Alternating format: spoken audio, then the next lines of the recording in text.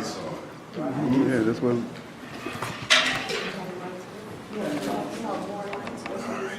Yeah. All right.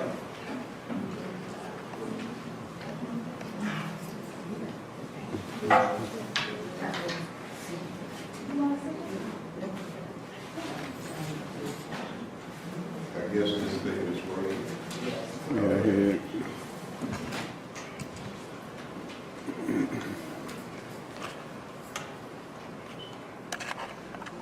That's the best the light can get. You got some old people in there like me. We need light.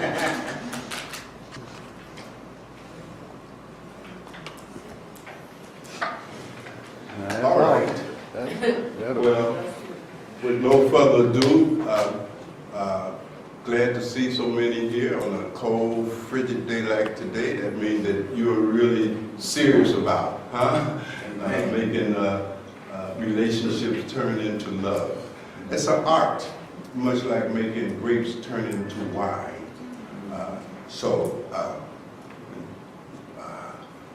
We'll get started here. I think everybody should have a handout, some sort. We'll go. I'll pass them around. Okay, let's get those It's handouts. just a few. A workbook.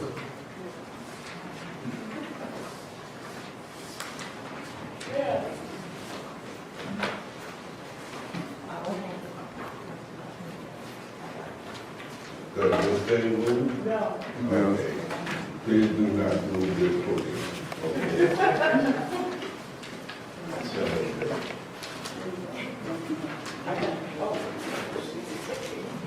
we're really going to be informal today.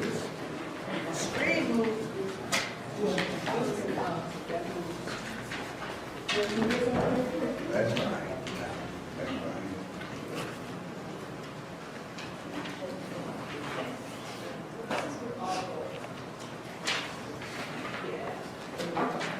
So hopefully you had a chance to go through the introduction and all of that kind of thing, kind of familiar.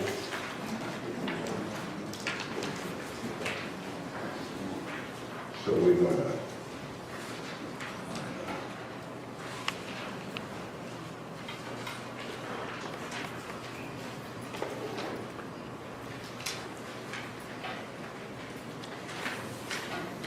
Anybody else need worksheet or workbook? all right, let me get a feel for the room. So how many are married? How many trying to get married? Anybody engaged? Yeah, we got to be engaged. How many are in a serious relationship? Hmm? All right. How many is not in any relationship at all, but is here honey? All right. So the ideal, this is a workshop on managing and coping with anger in personal relationships. And you know, that's where it all starts. You see? When you really think about it, human relationships is almost a natural context for human development. The two really go together. As such, it is one of the greatest challenges that any human being will face. So it requires a lot of determination, a lot of insight, if you're going to have a successful relationship. And what do we mean by successful relationship? What does that mean to you? Give me some feedback. What does it mean to have a successful relationship? When you're happy. Where you're happy, happy and fulfilled. Anybody else? What does a successful relationship mean to you? Because that has everything to do with how the whole relationship will unfold. See, it's based on your concept. Yes? Communicate with understanding. Understanding, communication. Okay.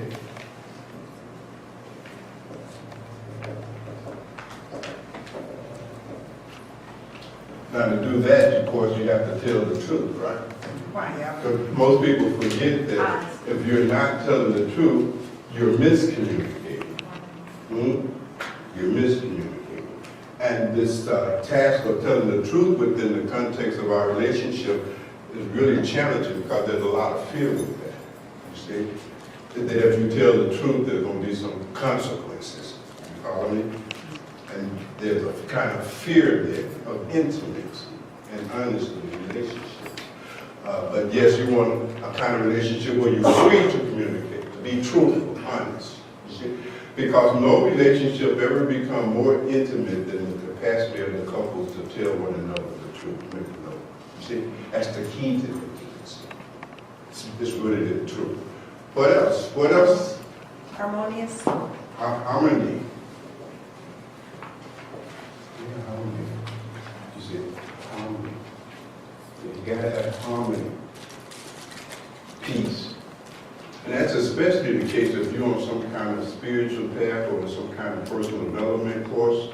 You have to have harmony because you cannot grow psychologically and spiritually without a harmonious home and context. You see, it's not going to work. So harmony. What else? Cooperation. Cooperation. It sounds like a wish list. Cooperation. I was gonna say reciprocity, give and take, but is that the same Same thing. cooperation? Yeah, reciprocity. That's kind of short name for fairness. And so on and so forth. I think you're in the right direction. Now, that's nice, but you have to also see what is the concept of the person you're in a relationship with relative to the relationship. What are their concept of a successful relationship? Therein lies the rub, you see? Now, this is really interesting. We're not going to spend a lot of time on it because each one of these topics is worthy of a much longer discussion. Let me put it in a kind of a micro formula. Your concept of what a successful relationship is going to be based on and related to your concept of yourself. Your concept of what a successful relationship is based on your concept of yourself. Now, for instance, you have the concept of being just your gross physical body. Then a successful relationship for you is going to be based on all of the things that pertain directly to the body, right? Food, right? There must be plenty of food you must feed, right? Sex, and to some degree bodily comfort. That's about it. Are you following my argument? Because this is where you at. This is where you at. And the person you're in a relationship with, they may be identified more with their minds. And in that case, what they're looking for is intellectual stimulation. They enjoy the arts. They want to have long philosophical, spiritual discussions. And you want to watch a late night show and so forth and so on. You see, there will be a kind of incompatibility. So we'll get back to some of those things a little later. But I wanted to just get your input on your operating concept of what a successful relationship looks like. Let's go to work here. Let's go to page 4 in your workbook.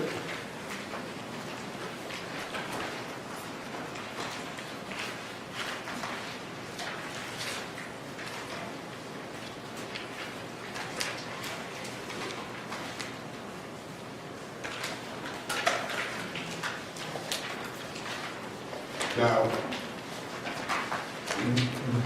it goes without saying that the single greatest obstacle and threat to having a successful personal relationship that is fulfilling, that is cooperative, that is harmonious, that is intimate, is simply one thing: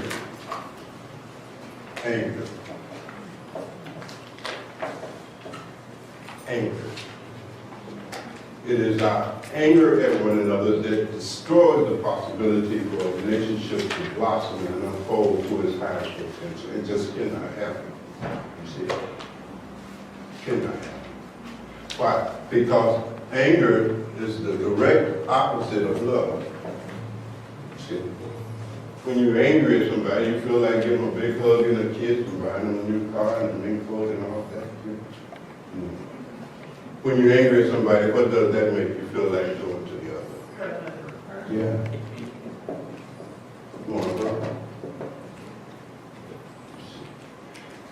So anger is the first block, stumbling block that must be overcome if you're going to truly, realistically have a successful relationship that thrives over time, that gets better and better and better. It's like that wine, you see. It never gets old. The older it gets, the sweeter it gets, you see. That's why you can find couples who've been married 70 years still in love. In fact, they're in more love. And if you're not falling into more love with your partner, you need to look at that. See? Now, I don't have to mention to you that where there's anger, there's going to be some violence sooner or later. We have an epidemic problem with domestic violence in this country. I think you all know that, right? Mm-hmm. Especially the women folk in here, right? Very often you'll find 4 out of 10 women have been violently handled by their male significant other, you see, in one way, shape, or form, or fashion. So we have like an epidemic problem with this mismanaged anger, with, not only within the context of personal relationship, but all over the place, in the community, on the streets, at work. It's everywhere, you see. And the reason is that usually we don't get that kind of psychoeducation that gives us the ability to manage our emotions. We can get a PhD, and you will never learn throughout that whole ordeal how to really control your emotions at all. And of our emotions, anger is the most destructive. That's its purpose. See, anger is a major way of empowering us to destroy that which we perceive as a threat. That's what anger is for. See? So the problem in your relationships, in our relationship that we have with our significant other, is not each other. See, the problem between you and your wife is not, the problem is not you and the problem is not your wife. The problem is the anger. Are you with me? It's the anger is the problem, not each other. You have to always remember that. Otherwise, you'll start blaming the problems on the other, and the other's going to kind of blame you for the problem, and then you know what's going to happen from there, don't you? Right? So you have to understand, whoever you are in intimate personal relationship with, it's never a problem. Anger is the problem. Anger is the problem. And you have to understand that, you see? So you can follow along as we go here, okay? Now, you know what anger is, you know what the problem is, but we need to say a little bit more about this here. And actually, I've been talking about anger for almost 30 years, still have not exhausted. It is a very deep, very profound, very pervasive topic. You know, it runs deep. And this should be especially interesting to those of you who are embarking upon a spiritual path or a path of personal development. Because if you can't manage your anger, you're not going to make any spiritual progress whatsoever. Because spiritual progress requires one to have the ability to love. And if you don't have any management of your anger, you will lose your capacity to love, and hence you cannot grow. It's a profound matter. We're going to get into some of the metaphysics and perhaps even the spirituality of it as we go along. Y'all all right? Yep. Y'all can take y'all shoes off, and if you didn't get your nap out, lay your head down. It's all right. I'm not offended at all. Okay? So let's see what happens here. You get angry. Now, if you don't know how to deal with your anger on this onset, you have no skills, that anger is going to escalate, isn't it? Make sense? It's not going to disappear. It's going to turn into hate. First, you're angry at the other person. You don't know how to manage that anger. And you're going to start hating that person. You see? Still, if you have no ability to manage your anger, it's going to escalate to another level, right? It's going to turn into something like evil, right? You're going to start having compulsive, obsessive thoughts about how to hurt this one, so and so, right? How I'm going to rob them, or how I'm going to cheat on her. I mean, you're going to start really getting into some serious strategies to exact your revenge. If you want pictures of it in the basement, throwing darts, you're bored in a cauldron of, you see what I'm saying? You put in hex, you're making little voodoo dolls and sticking pins and so forth. So it gets evil. Contemplating murder. Right. That's right. We call that homicidal ideation. Homicidal ideation. You start thinking about ways to really totally destroy that person because you're perceiving them as the source of your upset, right? You apply seriously, sometimes to the point of sleeplessness. You toss it and turn it, and even in your dreams, you can't escape from the basket. You know what I mean? You're still trying to figure it out. Don't control it at this point. It's going to turn into rage, or what we call super anger. At this point, you see, you're going to start acting out on that homicidal ideation. Before it was just a good ideal, you see, but now it takes over, and you're going to act that out. And out of this rage, there will be violence. Every single time. You see, verbal, emotional, financial, all of the kind of violence that we see that go on in relationship is coming out of here. Person has, or you have mismanaged your anger to the point where you have no more control of yourself. See, that's the danger about anger. You don't manage it, it's going to handle you.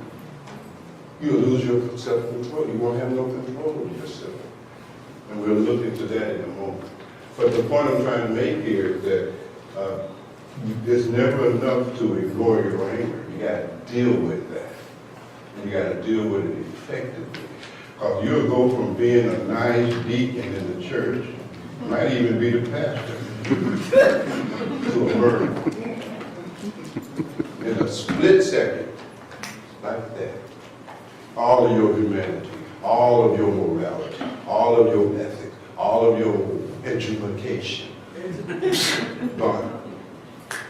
Just like that. In a moment of rage. You see? In fact, most violent acts occur in this country, obviously, is associated with a person being in that state of rage. You see? Rage, anger.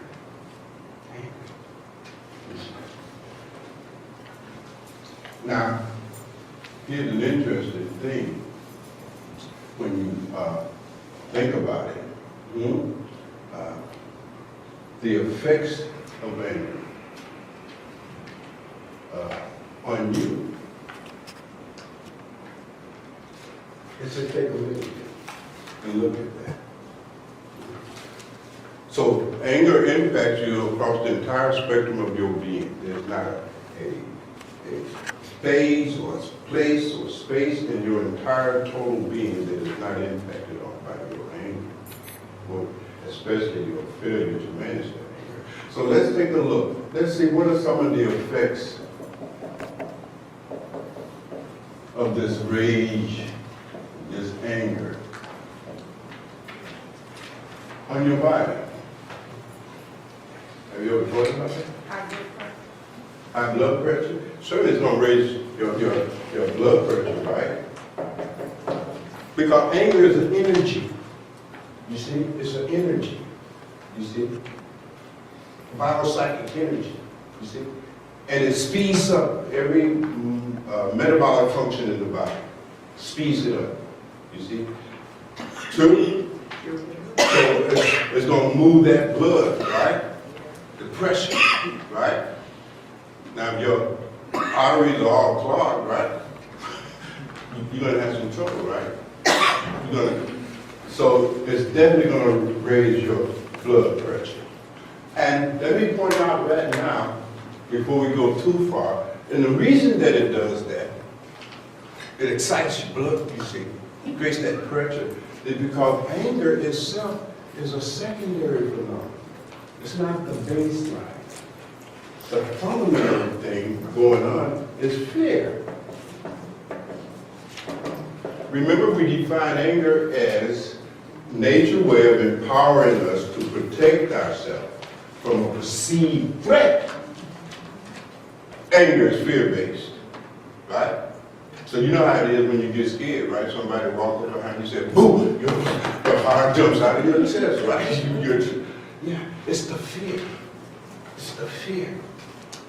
So naturally, that fear-based release of anger is going to affect the level of your blood pressure. You see? You get nervous, right? So forth and so on. What else? We're not going to exhaust this here, but I want to flesh it out a little bit. What are some of the other effects that anger has on your body? And just think about it. When you get angry, how does that anger show up in your body? You got to know that about yourself. Yes, sir. Huh? Oh, yeah. Yeah. Your whole breathing pattern changed, right? Hyperventilation. You're breathing up here, aren't you? There's no more diaphragmatic breathing going on.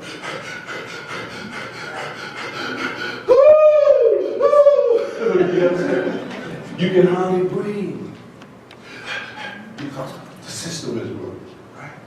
You mess around and faint. You ever seen people get so angry they faint? Can't catch their breath. How anger is showing up in your body, you have to understand that about yourself. You see? If you don't understand how your emotions are playing out in your body, mind, then you don't have no knowledge of yourself. Fundamentally, you're ignorant. It doesn't really make a difference how much other stuff you know. Fundamentally, you don't know nothing about yourself. Therefore, you'll never be able to control yourself at all. Yes? Some people overeat. Okay, that's, so that makes you fat, right? One of the effects of mismanagement of anger is that you will overeat and you'll get fat, right? Because why? Being angry don't feel good in the body. It just don't feel good. So you got to do something to cover that dis-ease that is in the body. So I got to eat some ice cream, do something to feel better in the body. In the body. You're trying to feel better in the body. Because the body is the first point of contact of that anger. Yes. So that's a behavior, right? Overeating. But the outcome of overeating is this, right? Or you just become unhealthy. Might lose weight too, lose your appetite. Yeah, you become unhealthy. What are some of the other effects on the body when the anger impacts the body? When you get angry, what are you feeling in your body? It affects the nervous system. You might shake, you might perspire in your hands. Yeah. It creates tension. Tension. Stress. Right. Adrenaline, because it releases adrenaline. Adrenaline hits that body. And you shaking like a crackhead. You know what I mean? Got my chew up.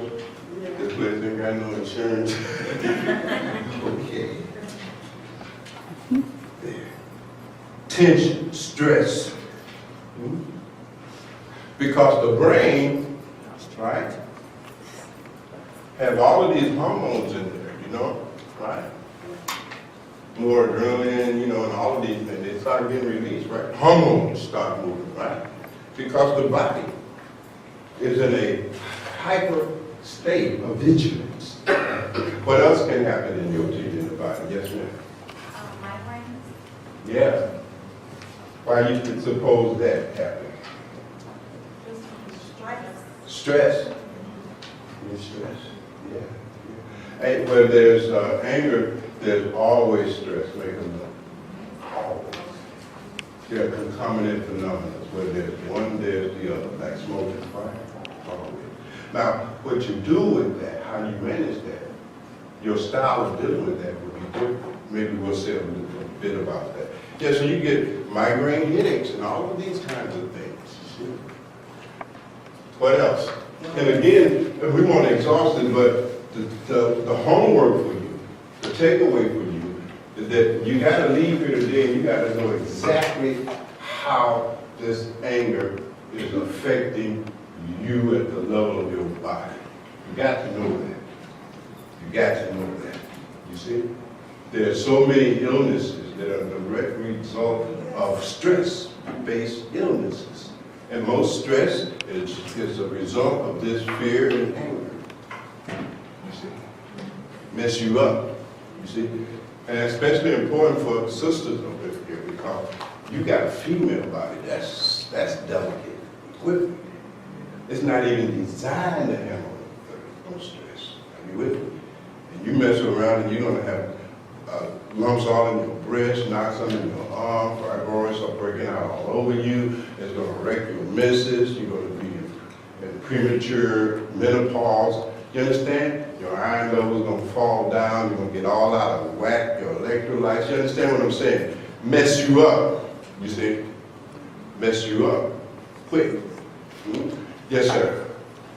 And the body chemical balance. Yeah, chemical imbalances in the body. And the brain, too. You see?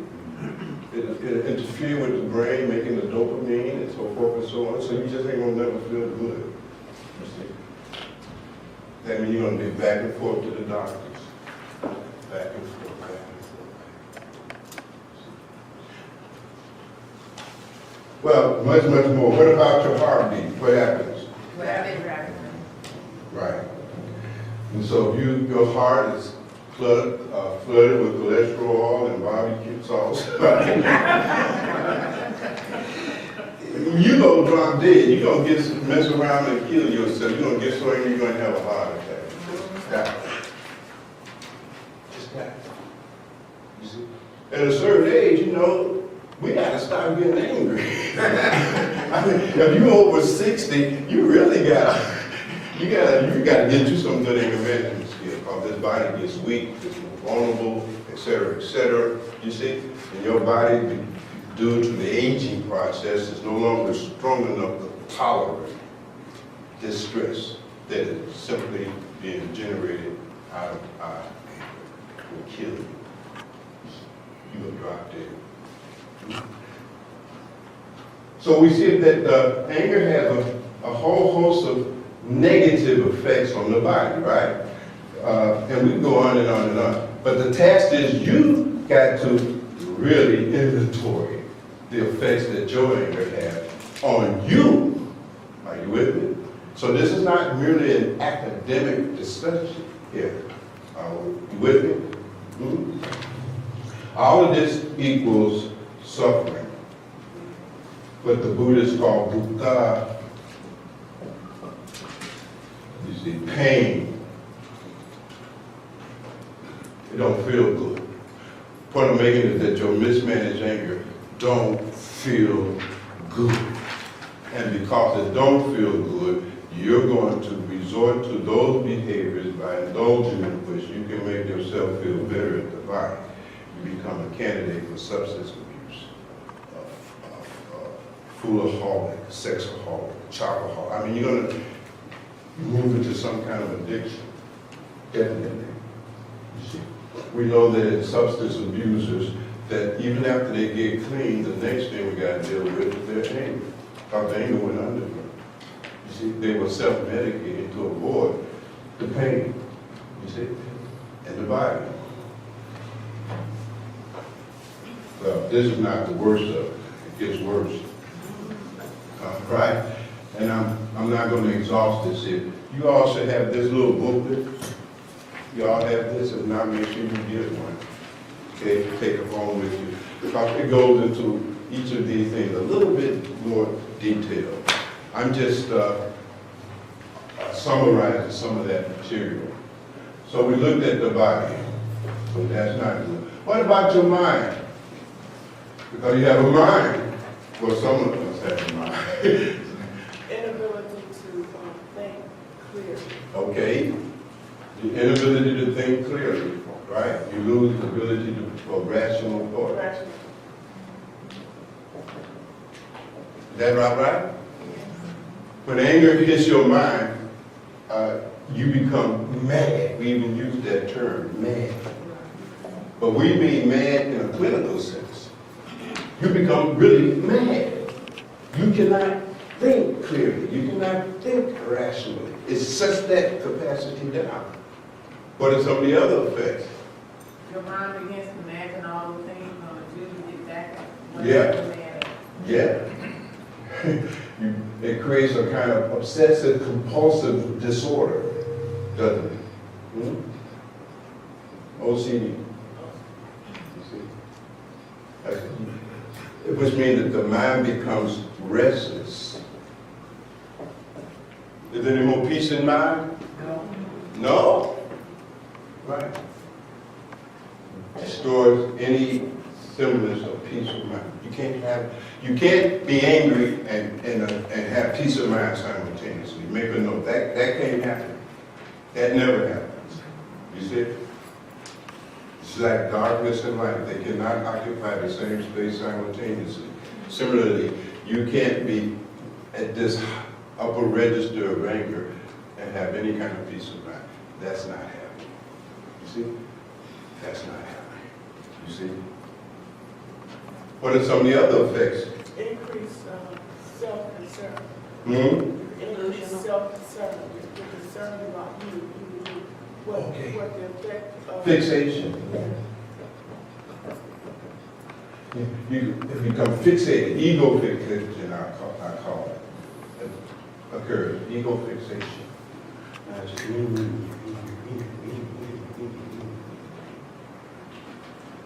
Depression. You can't get past that. You can't get outside of yourself. You get closed up. Are you with me? You become, in the clinical culture, we call it alexithymia.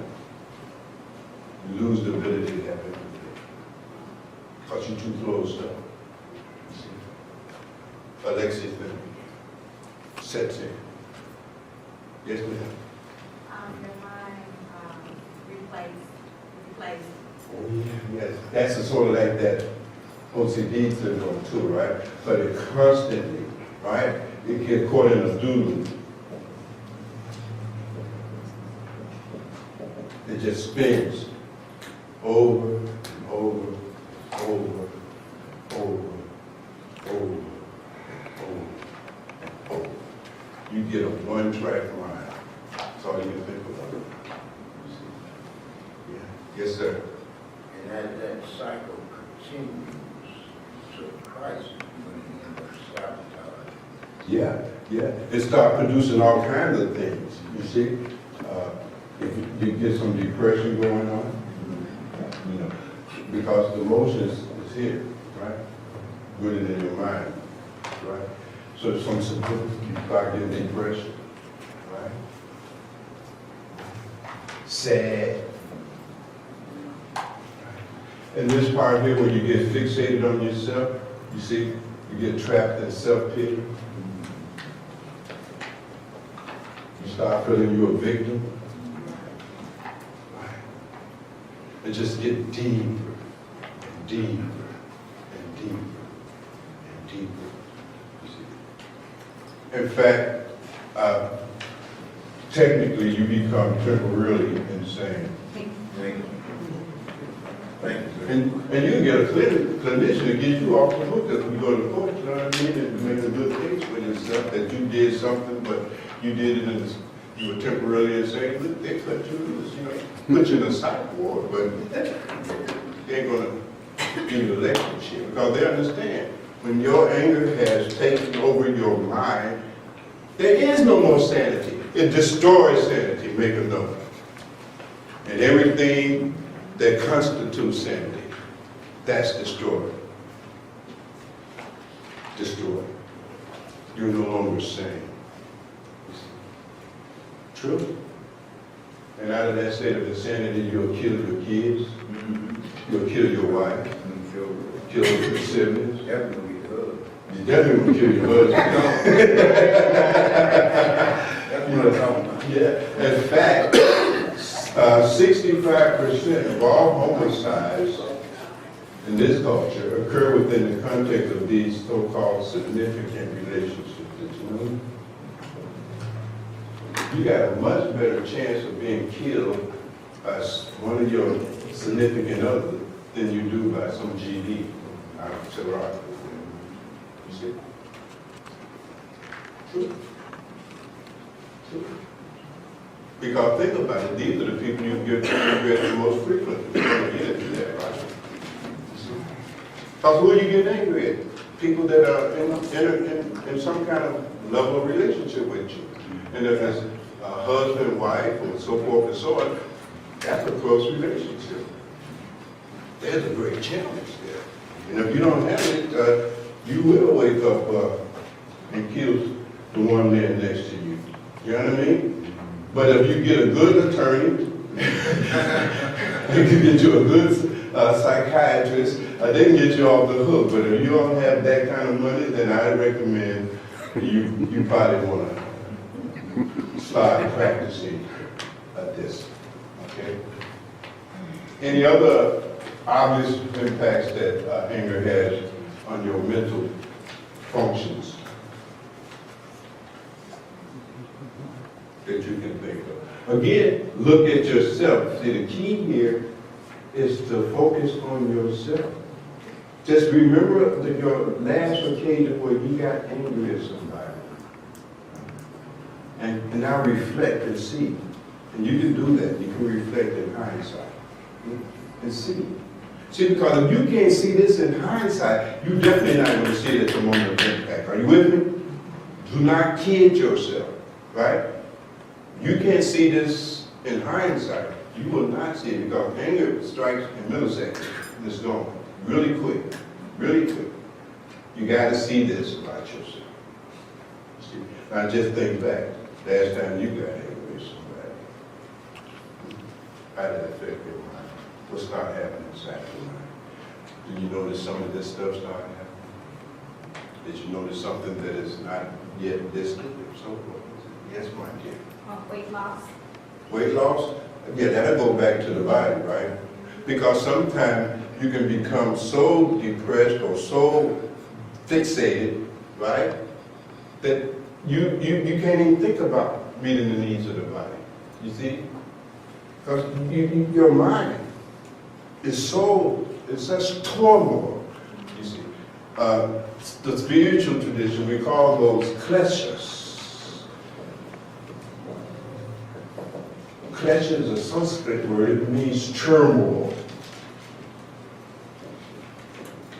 So when you're angry like that, you're not going to look to get you some hamburgers, some french fries, you're trying to kill somebody. You know what I mean? Right? And even if you did, you couldn't process it because one of the things we didn't put here is, if you'll notice that the impact that anger has on your body, one of them is shuts down your digestive system. Shuts it down. Doesn't it? Right? Because the energy now that is wasted in our digestive system, remember that the digestion consumes about 70% of the energy that we derive from food and so forth. But we don't need that energy to be digested on food. We need it to go to the feet, the hands, weapons. Right? So it shuts it down, right? So clearly, when you're in this state, you're not thinking about that. You see? Hunger disappears. Hell, pain disappears. When you're angry and in that fit of rage in your mind, you punching walls, breaking your hand and stuff, you don't even feel it. You see my point? It's amazing. It's amazing. All right, let's speed up a little bit because time is of essence here. I apologize And from the onset, for not being able to cover everything.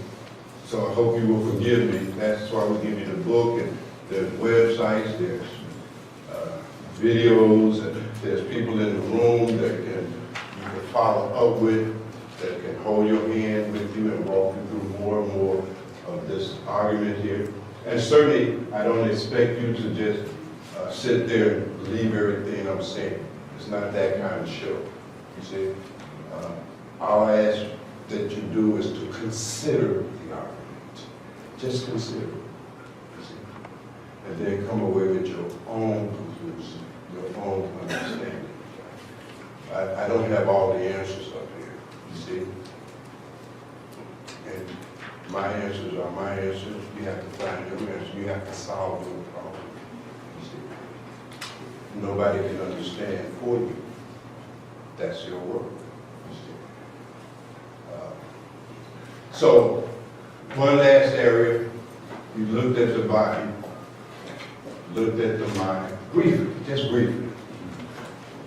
Anybody got a soul? Y'all got some? Okay, for you 3 people.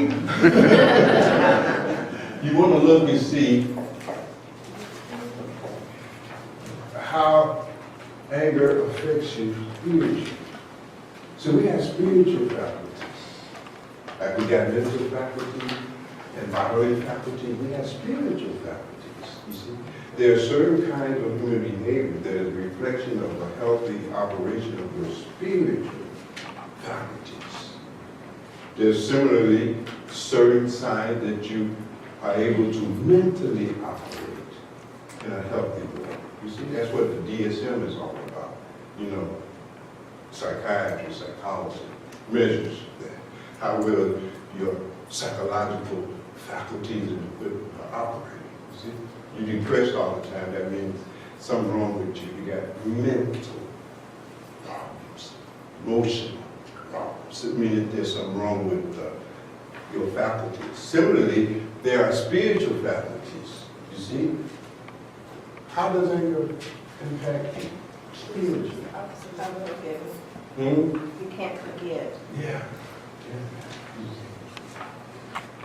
You can't forgive. You lose your capacity to forgive. Because forgiveness is a spiritual act. You see, nature wired us in such a way. I mean, this body and mind, this thing is something. Really, it's fully equipped to do this thing called life. Perfectly designed just for that.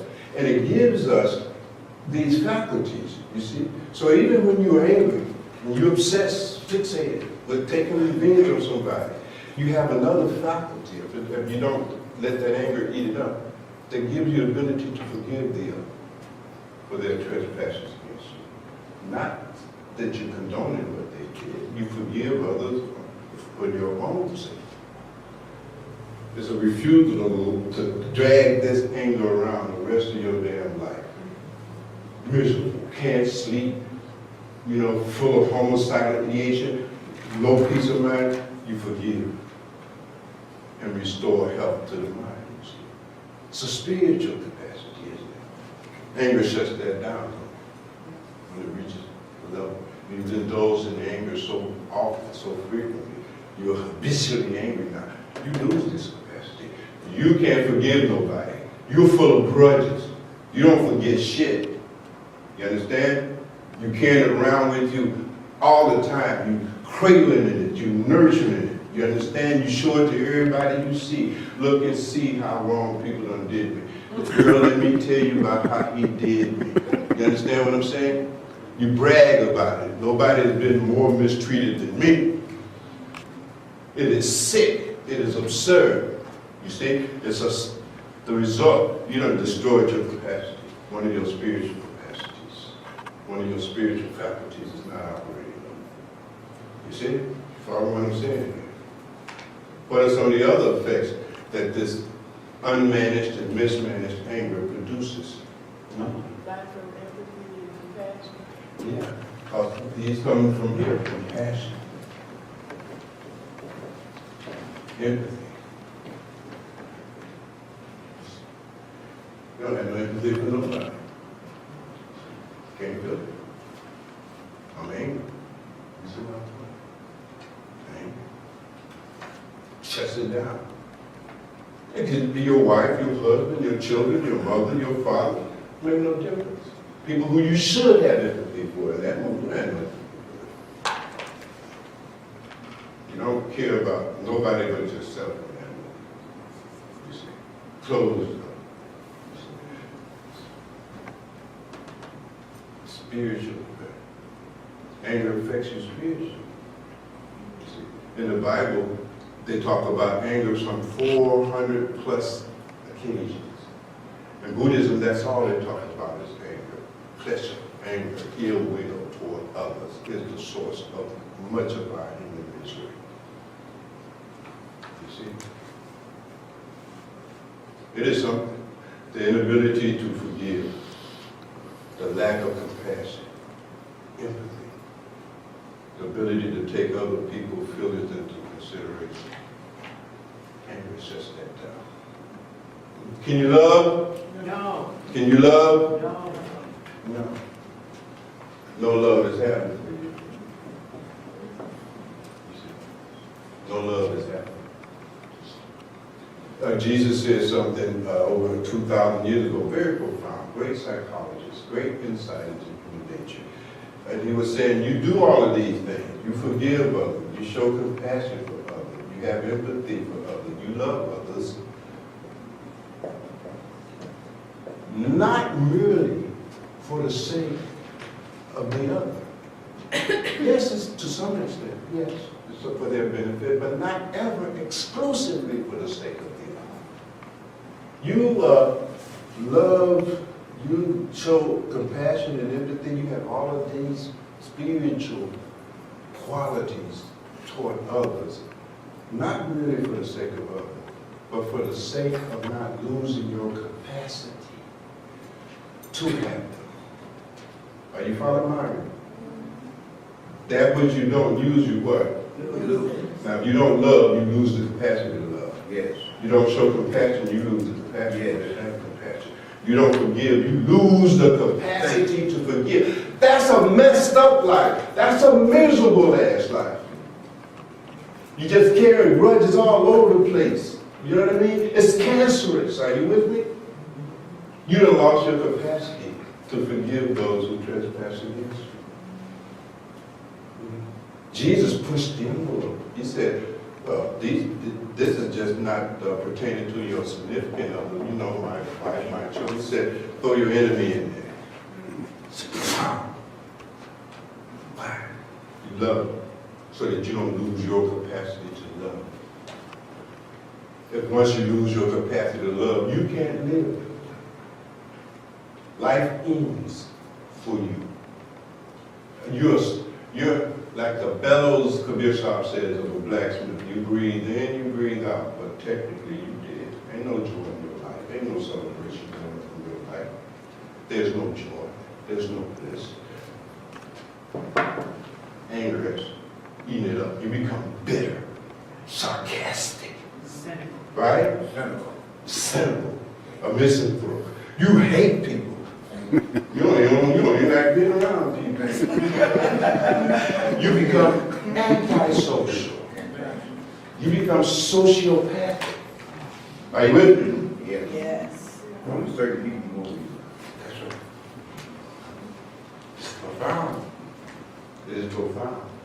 So we just looked a little bit at the overall impact that this mismanaged anger, particularly at the level of super anger and rage, will have on you across the spectrum of your being. Much more can be said about it, but we're trying to clip along here to save time. Where am I at here? Let's go to page 5 here.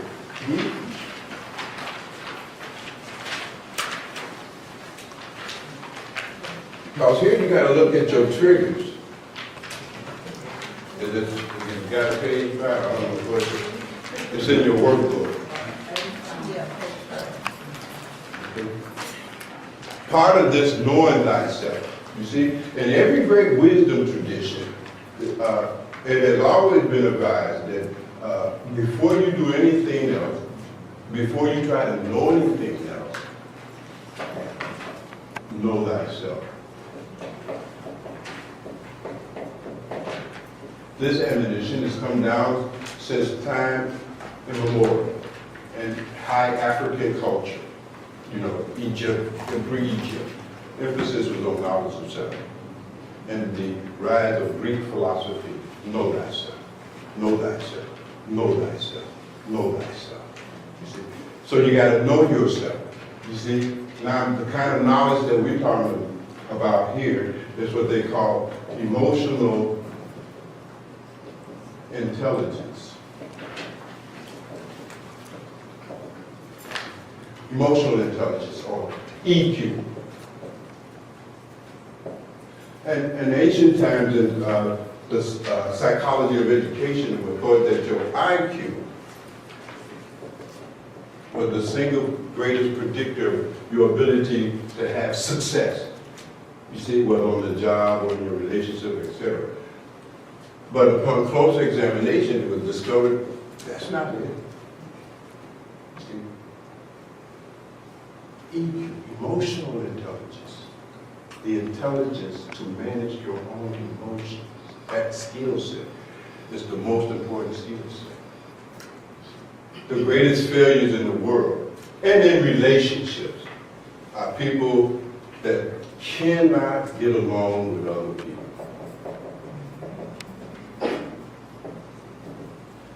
It's a profound thing. The inability to interact harmoniously with other human beings, what the African ancestors call ma'at. Ma'at.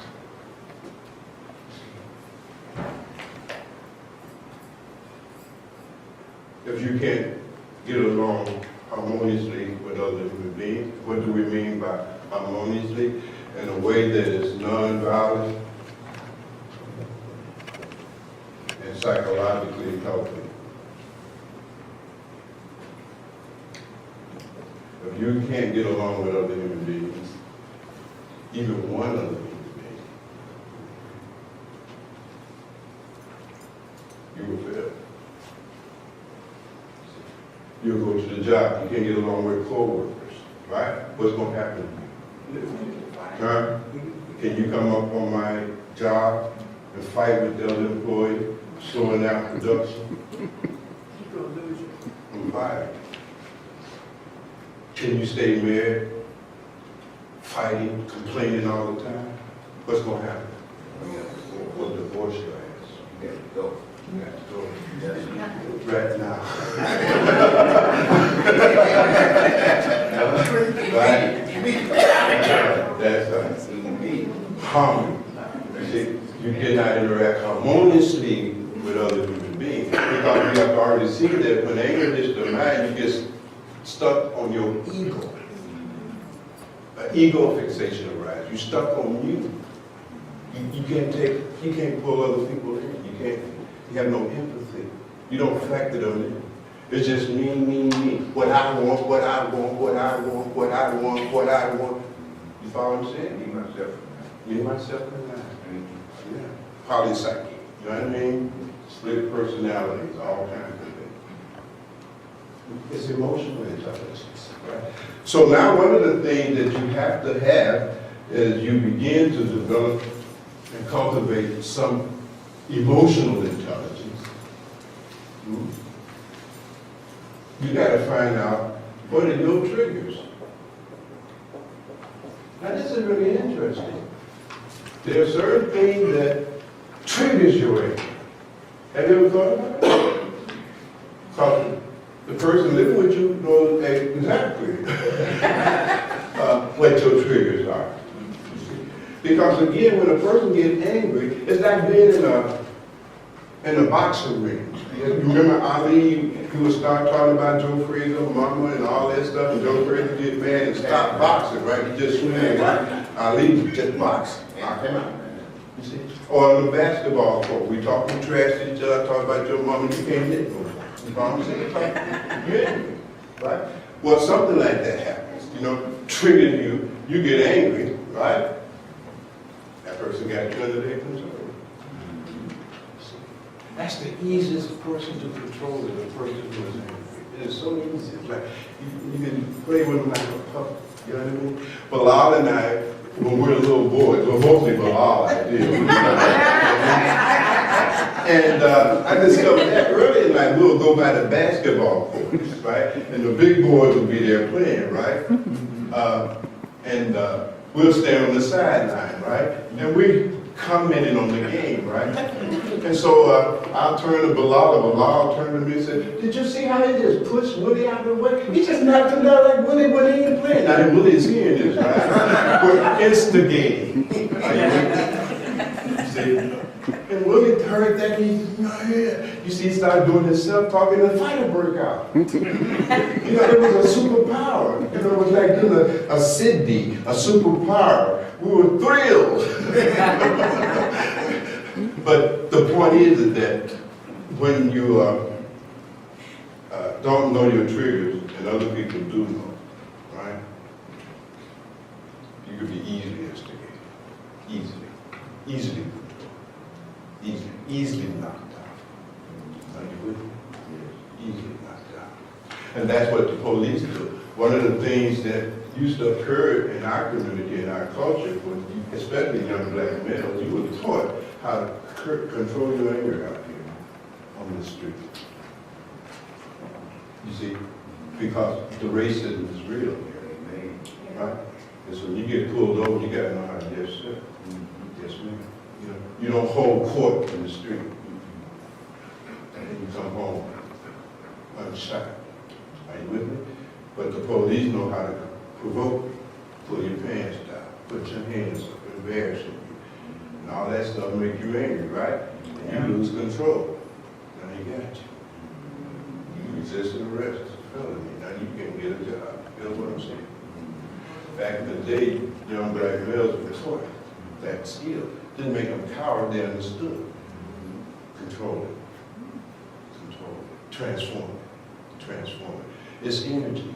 It can be used like fire. Fire has a legitimate use, right? You can do amazing things with fire if you know how to handle it, right? If you don't, you'll burn yourself up, right? That energy did a thing, but just like that. It's just like that. It's about transforming. You see? So your triggers. So what are some of the things that trigger your anger? I have an ideal here, right? So why don't you take a minute and check that out? Take a minute or two and check that out. All of the above.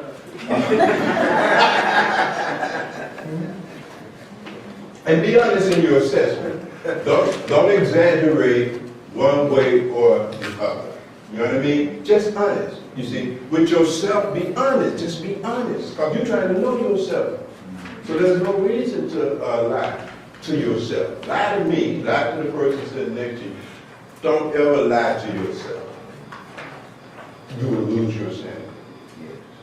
Better. Tell yourself the truth about the things that triggers your anger. Because that's the first step to medicine. You gotta know what triggers you. Honest. And everybody gets angry. You see, you're gonna keep on getting angry until you become enlightened. You see where I'm going?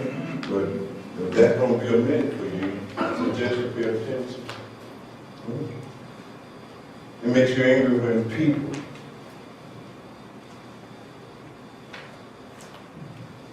do certain things.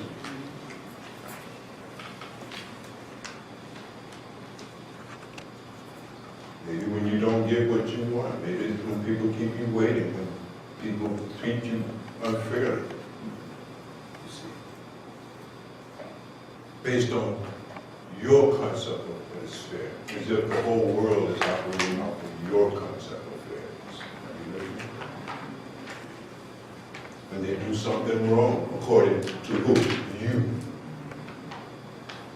And they laugh at you, mock you. They do something stupid, you see, give you a problem that you can't solve and thus expose the absence of your so-called brilliant mind. You follow what I'm saying? Do not show you respect, don't live up to your expectations. I mean,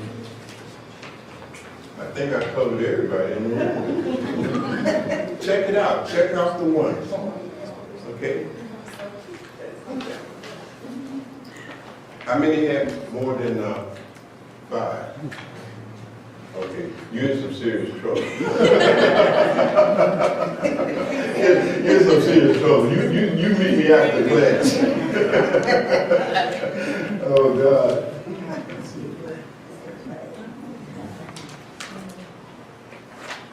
Look at number 2. And this is for you to take. So you don't get a chance to really do it as thoughtfully as I'm asking you to do now. Do it thoughtfully when you get home. Really, no fool, no kid. Where do you tend to get angry at the most?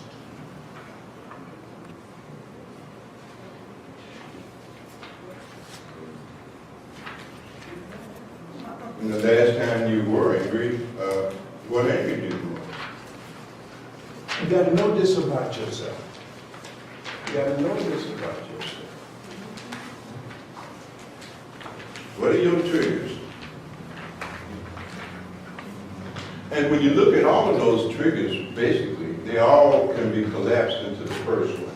Basically. You see?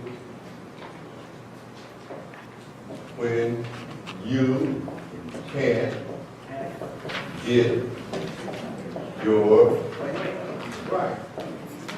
Fundamentally. Fundamentally. Whenever you can't get your way, it frightens you. And look, this is interesting. You got to look at the psychodynamics here. Whenever you can't get your way, it scares the hell out of you. Because you put in all this effort to get your way in order for you to be what? Oh boy, y'all all right. To be happy. Now, what could be more frightening than the possibility of not being happy?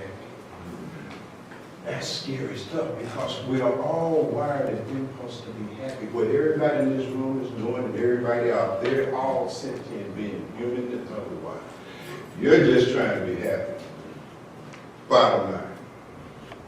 Now, everybody got their own strategy about how to go about doing that, you see? But you are wired, we are impulsed to be happy.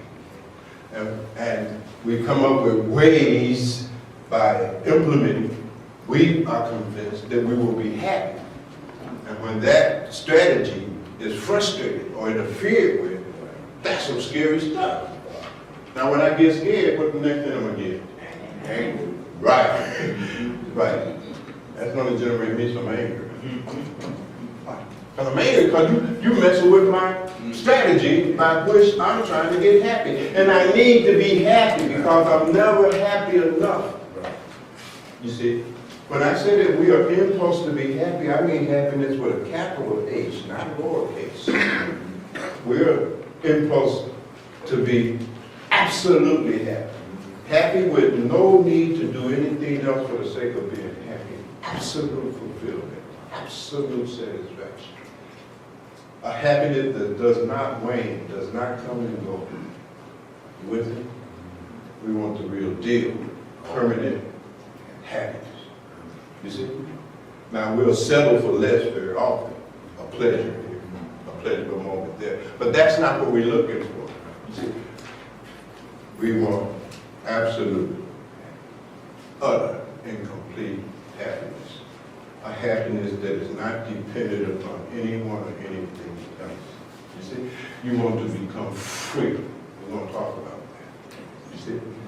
Free of your psychological dependencies on this and that for the sake of being happy. It's an insult at the deepest level. You with me? You want to be free of that. You see? So we're all searching for ways to be happy. And we done came up with we done figured it out, we done plotted, we done thought about it. And we decided that, boy, if I can do this, then I'm going to be utterly, totally happy. You see? And somebody gets in the way of that. That's scary. Oh, you ain't playing. You need to be happy. You see my point? They're interfering with that. You all follow my argument? You can't get your way. It really that simple. But very complex at the same time. So this not being able to get your way can take many forms. Those are some of the forms that it can take. You see my point?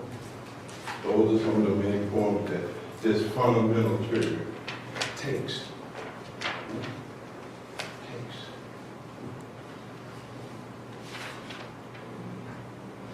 It is amazing. It is amazing. So, find out your triggers.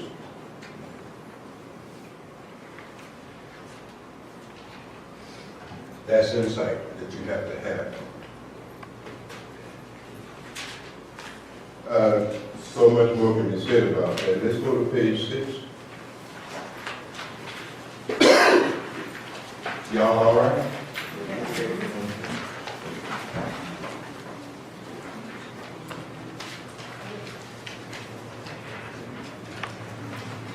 Now, what makes these triggers effective? This is another way of saying, what really makes you angry? I mean, what are the psychodynamics? What's the physics underlying that phenomenon we call anger? And we already looked and seen that you're going to get angry, but you don't know how to manage it, you're going to go there, right? So it's something that we got to look at. Well, it starts with your attitudes.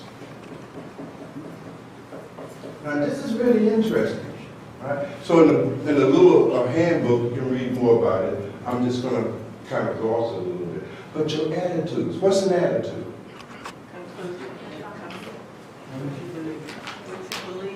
Feel. Go ahead. It's something that had a lot to do with the way you think. What say you? What you believe about yourself, the It world. could be what you believe about yourself. The world. Don't give it the answer. But Conclusions you come to about look at them showing off about it. Yeah, your attitude is that which predisposes you to act or react in a certain fixed pattern. It's a priori. You see, before the event happens, you're already conditioned to respond to it a certain way. Are you with me? So, and these attitudes that we have are about life, about others, and about ourselves. These attitudes are the source of our beliefs, of course, and our expectations as well. Now here's the interesting thing. Most of our attitudes about all of this kind of important stuff were formed before the age of 7.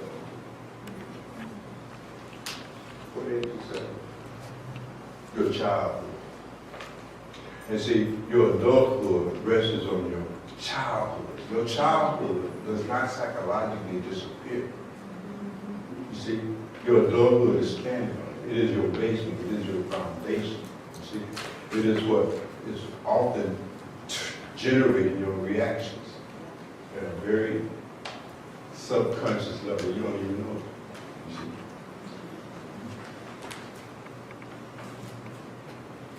Now, since our attitudes are these conclusions that we have come to about life, about others and ourselves before the age of 7, okay, how intelligent were you by the age of 7? How much wisdom did you have? Did you have any? Your brain had not even developed the prefrontal cortex. It's not possible. Your prefrontal cortex, that gives you the ability to do critical thinking, that don't even come on board until adolescence. You're 7 years old. Are you with me? And yet these are conclusions that you come to about life. You see? Now let's say one of the triggers on that trigger your anger, that you become angry whenever people don't treat you fairly. Okay? All right. But it's fairness based on the concept of a 7-year-old kid. Are you with me? So we're 7 years old, right? And Mama gives you 2 cookies, and she gives me 1 cookie. That's unfair. But I didn't understand. Mama gave you 2 cookies because you got all A, gave me 1 cookie, even though I got all else. supposed to be the same. Equal. You see? It's a childish concept of fairness. So you carry this, right? You don't have a concept of merit. You see my point at all? You don't understand merit is a factor in rewards. You follow me? It's just, you gave her two, you didn't give me two. Now you grow up with a problem with your mom and you gotta go to a therapist, right? You pay $185 an hour for 10 years to get your mom issues reduced. So we gotta reparent you. But the point I'm making is that you enter into adult reality operating out of the childish conclusion about life. And you walking around here thinking that life should be fair. What are you talking about? There should be no unfairness in the world. What's wrong with you? There's 7 billion people on this planet. And you expect that every one of those 7 billion people on this planet to treat you fairly? This is absurd. Much of our anger, folk, is simply the result that we have not grown up. You've grown older. You ain't grew up. And you got to grow up. You follow me? You got to grow up. Psychologically, emotionally, you got to become mature. So much of our anger is a result of our immaturity. I know this, you don't like this, but I gotta tell you the truth. Immaturity. You can be 65 years old and still immature. It's not chronological age here. Are you with me? Psychological age. And so you're full of should. But it should treat me fair. No, what are you talking about? So you can look and see. Don't take my word for it, just review your boxes that you check. Look at the boxes you check. I get mad as hell when somebody keep me waiting. What now, you expecting that people are going to drop everything they're doing so that you don't have to wait? Are you insane? Are you insane? Now you mad at the bus because the bus pulled off. It didn't even wait for me. The bus ain't even wait for you. Let's get with that. You understand? The plane took off. It didn't even wait for me. I was only an hour late. They should have waited. What's wrong with you? You're 7 years old somewhere. You have not grown up. Are you with me? You're trying to do adult life and living with the mind of a child. It ain't gonna work. See?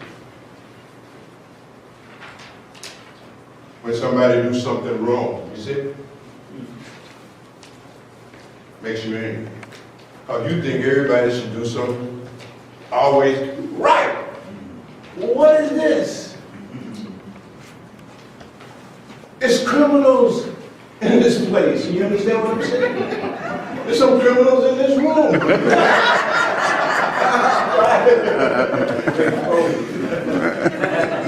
People gonna do wrong. That's reality. Are you with me? It makes you angry. I mean, look and see what you check. When people laugh at me, well, that's a big one because they laugh at me, and that undermines my sense of who I think I am. You see? I think that I'm all of this in a bag of chips, and I'm this and I'm that.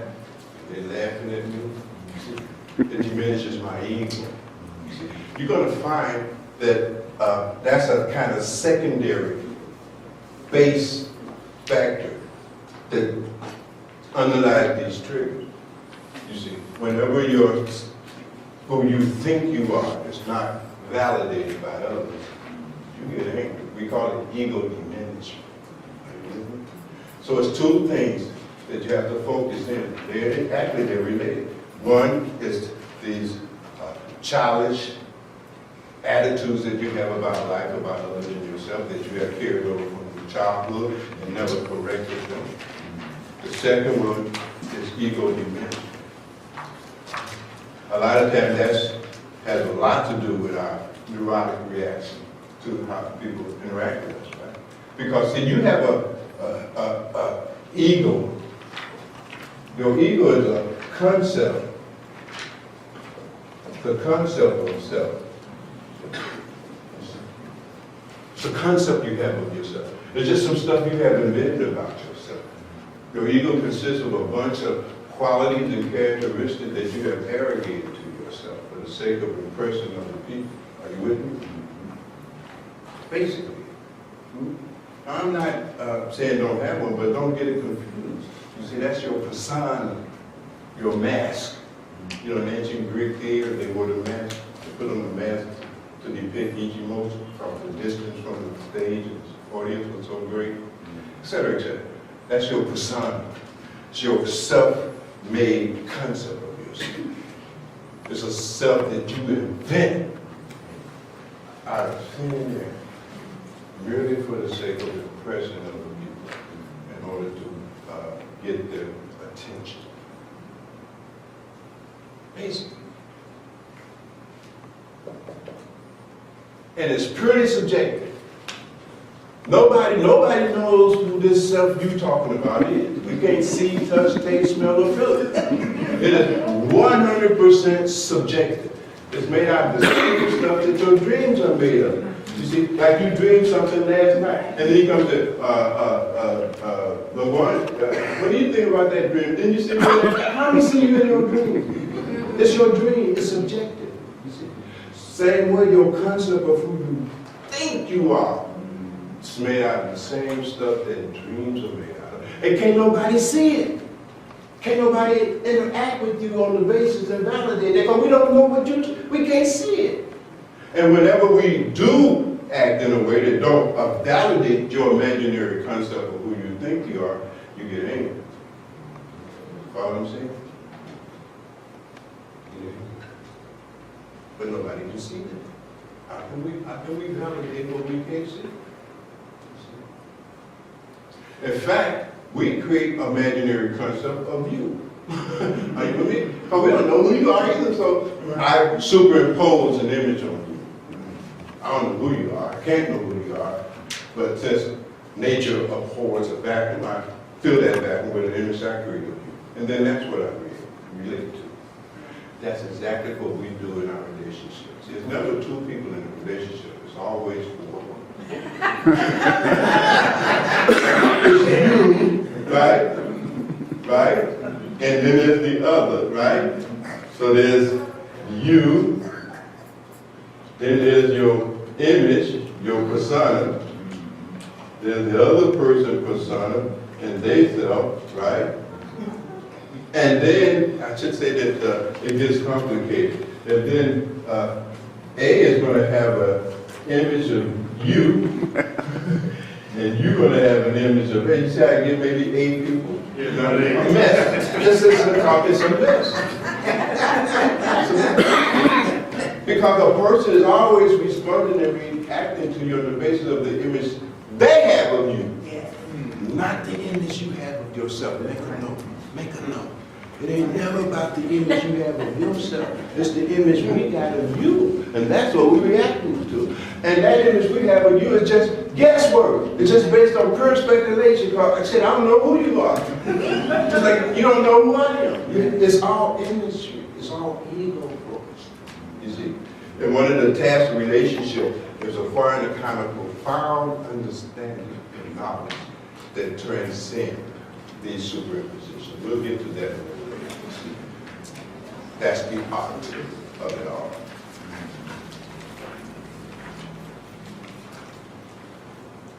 Do not show me respect. That's an interesting one.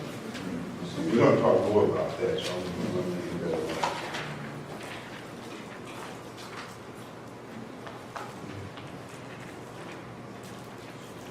And so you can see the last one, sabotaging my happiness. All right, let's move on, folks. We got a long way to go here. I'm doing on time. We need a break. Y'all need a break. Y'all want to get some watch your own break, or we can keep piling it through.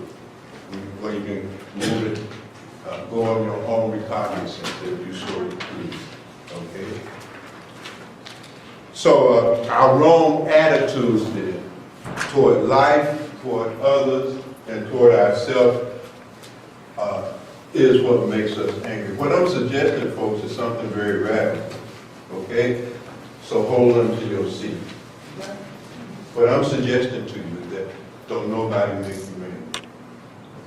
You making yourself angry. Anger is your own activity. You're doing that shit to yourself. Ain't nobody doing nothing. Are you with me? It's your attitude. You're creating your own anger. You pinching yourself and looking all around trying to find You make yourself angry. Do you understand this? See, this is important because as long as you think that other people are the sources of your anger, you remain dependent upon what other people do for the sake of being relieved from it. Understanding you are making yourself angry empowers you now. Are you with me? Because if I'm making myself angry, right, messing up my body, messing up my mind, destroying my soul, if I'm doing that to myself, then I can stop that. Right? But if he's doing it to me, that's a problem now, right? How to get him to stop messing up my body, mind, and soul. You're in trouble. Are you with me? Now, is empowerment a kind of freedom? Empowerment is still not freedom per se, but it paves the way. Are you with me? Because you got the right view of a thing. You see, it's like with any problem. Every problem to be solved requires that you understand the problem. You can't solve a problem you don't even understand. Are you with me? And if you understand the causes of your anger is your own attitude that you have about life, about others, and self, that you formed when you were 7 years old, operating in your 50-year-old body. Are you with me? Even after 2 or 3 PhDs, the kid in you is still running your life. It's sad. So you got to go into it, you see. See, so your anger is a gift. Your anger is like a guru. Your anger will shed a light on these dark parts of yourself, you see. Follow your anger. It will tell you much about yourself. You see, we're talking about self-knowledge, right? Just look into your anger, investigate the nature of your anger, and you will gain a lot of knowledge about yourself. Tremendous knowledge. Because it says something about you. Don't say anything about life. You see? See, if life was the cause, if the cause was life in the objective sense of the word, right? You see? If you're the source of my anger, misery, objectively, causally, in the sense like in physics or quantum mechanics, then you should be the cause of her misery too, right? But you're not. You see my point? It's me. Life is the same for everybody. Make a note. The world is the same for everybody. This is just one world here. It's the same world that the Buddha lived in. It's the same world that Mahavira lived in. It's the same world that any saint sage lived in. Same places, same weather, same seasons. Right? They were blissful. You're miserable. You blame the world. It ain't the world. It's you. But this is called radical responsibility. So a lot of people, that's scary. Because you don't want to be responsible. You want to be able to blame somebody else and keep yourself in that victim's mode. Are you with me? It's your emotions. You understand? They're your emotions. You should be in charge of how you feel, not somebody else. Don't you think? I mean, don't you think? Yes, sir. I would just say, based on what you all were saying, wouldn't that be a sign, to get signed? Wouldn't it be a sign of immaturity? Yeah, that's what I'm saying. Yeah. All of these conclusions that take the form of our beliefs about ourselves, because even the belief you have about yourself, you didn't create that. That's feedback that you got from your parents. They told you, oh, you're such a smart little girl. You're such a smart little boy. And you internalize that. Are you with me? Or you're a bad little boy, and you internalize that. But it ain't ever been your doing. It's conditioning. You see? You got 25,000 plus hours of parenting operated in. And you know, some of our parents crazy, right? I mean, y'all know that, right? We love it, bless their soul, but some of the parents, they ain't got it all. They told us all kinds of things that were. And see, we're at such an age we're innocent. And we believe these parents. Everything they say is like gospel. Right? So they tell you, Santa Claus gonna come tonight, get in the bed. And we believe it's really a Santa Claus. True? True. They tell you, whoa, put your tooth under the pillow, the tooth fairy, and we put that in. You believed it. Because you had no defense against that falsehood. You had no discriminative faculty. You had no ability to discern the distinction between what is true and what is not true. You were totally dependent on your parents. And they told you all kinds of things about yourself. You see? You ain't gonna be shit when you grow up. You're gonna be just like your dad. You get on my last nerve. You make me so sick, I'm tired of you. You don't believe that too, that I'm no good. I'm a pain in somebody else. You understand what I'm saying? Your beliefs about yourself, you didn't create those. They're just extensions. You might have decorated them some, polished them up some, but fundamentally, they have been passed down to you. You don't know yourself. So at a deeper level, if we were going to the spiritual dynamics here, you have to examine what you believe about yourself and see is that true.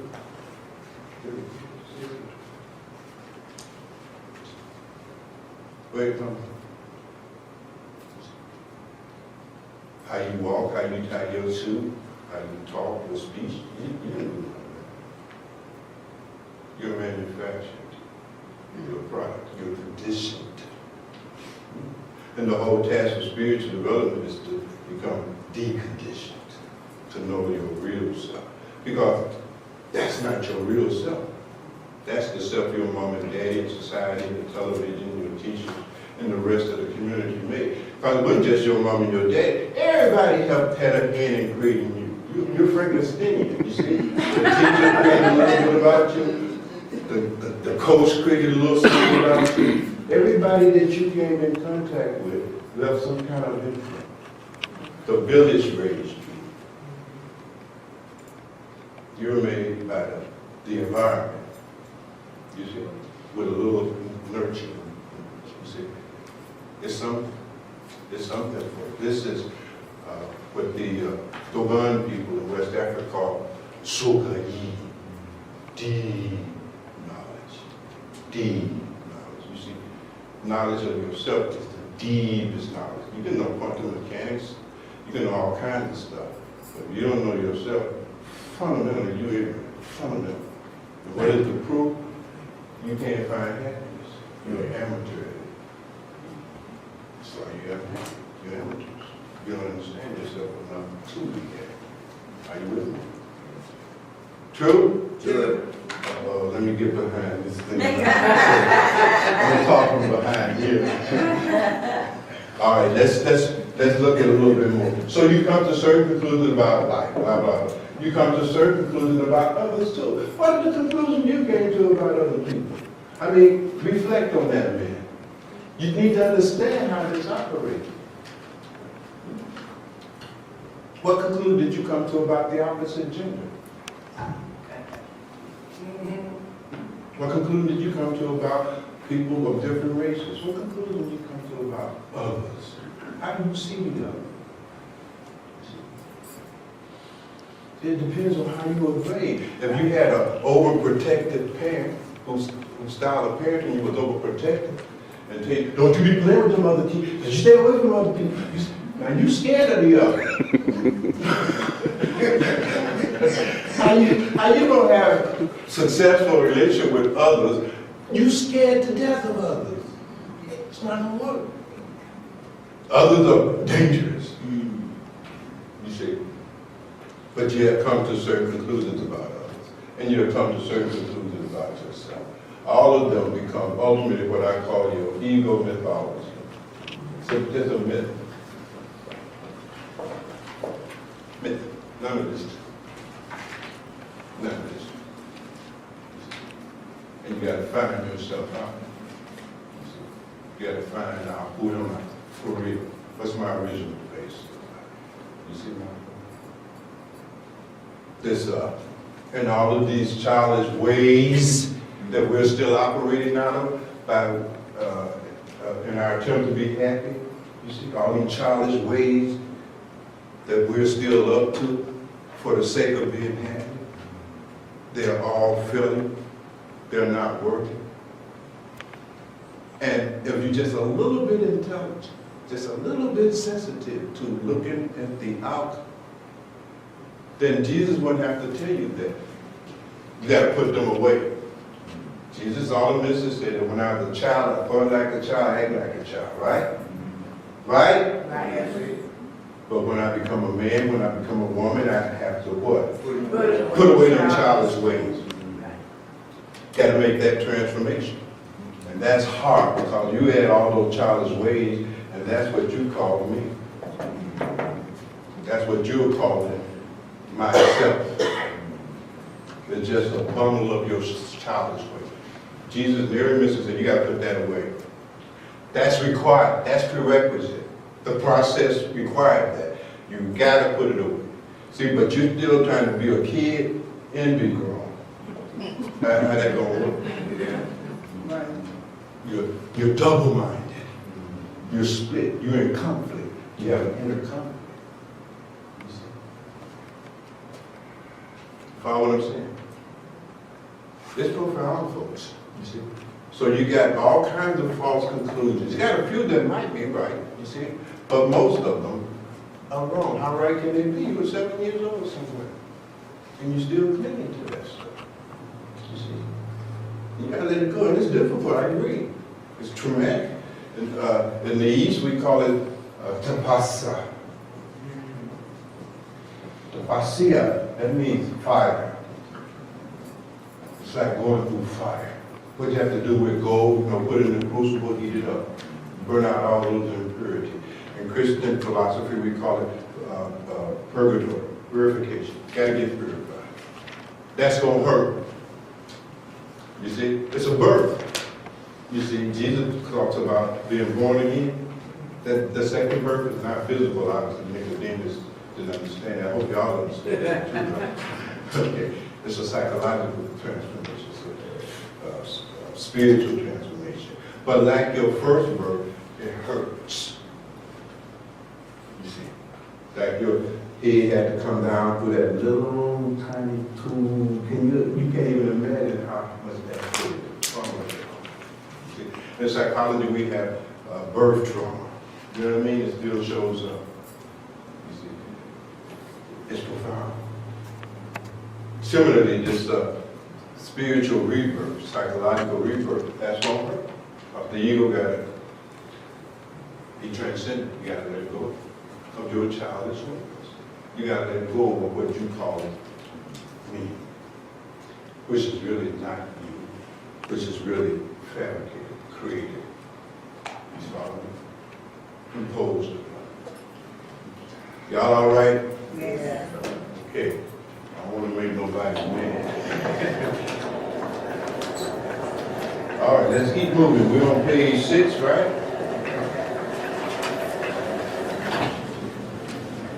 So, naturally, when you don't know yourself, you become vulnerable to becoming self-deluded.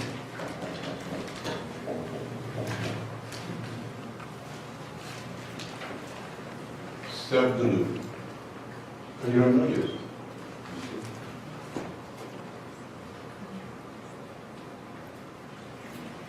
Self-delusion is when you are clinging to a belief about yourself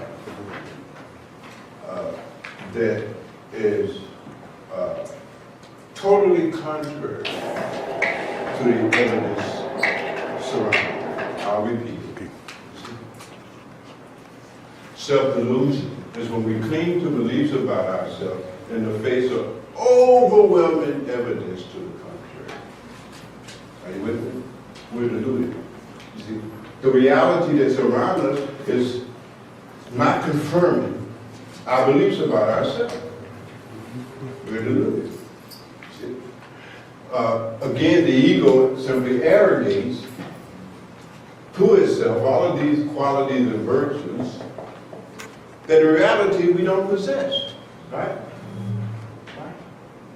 I get along well with other people. No, you don't. You've been in 12 different relationships in the last 6 months. You can't even get along with one person. What are you talking about? You see my point? You're deluding yourself. I'm brilliant. You know what I mean? I'm smarter than Albert Einstein. You know what I mean? Okay, you so smart, why aren't you happy? You so smart, how come you haven't figured out a way to be happy? You see? You understand what I'm saying? I'm honest, truthful. Yeah, but nobody's looking. You're deluded. You're simply clinging to qualities and virtues and beliefs about yourself that are completely contrary to reality. Now, one of the major forms of this kind of self-delusion takes here, right, is what we call falsophobia.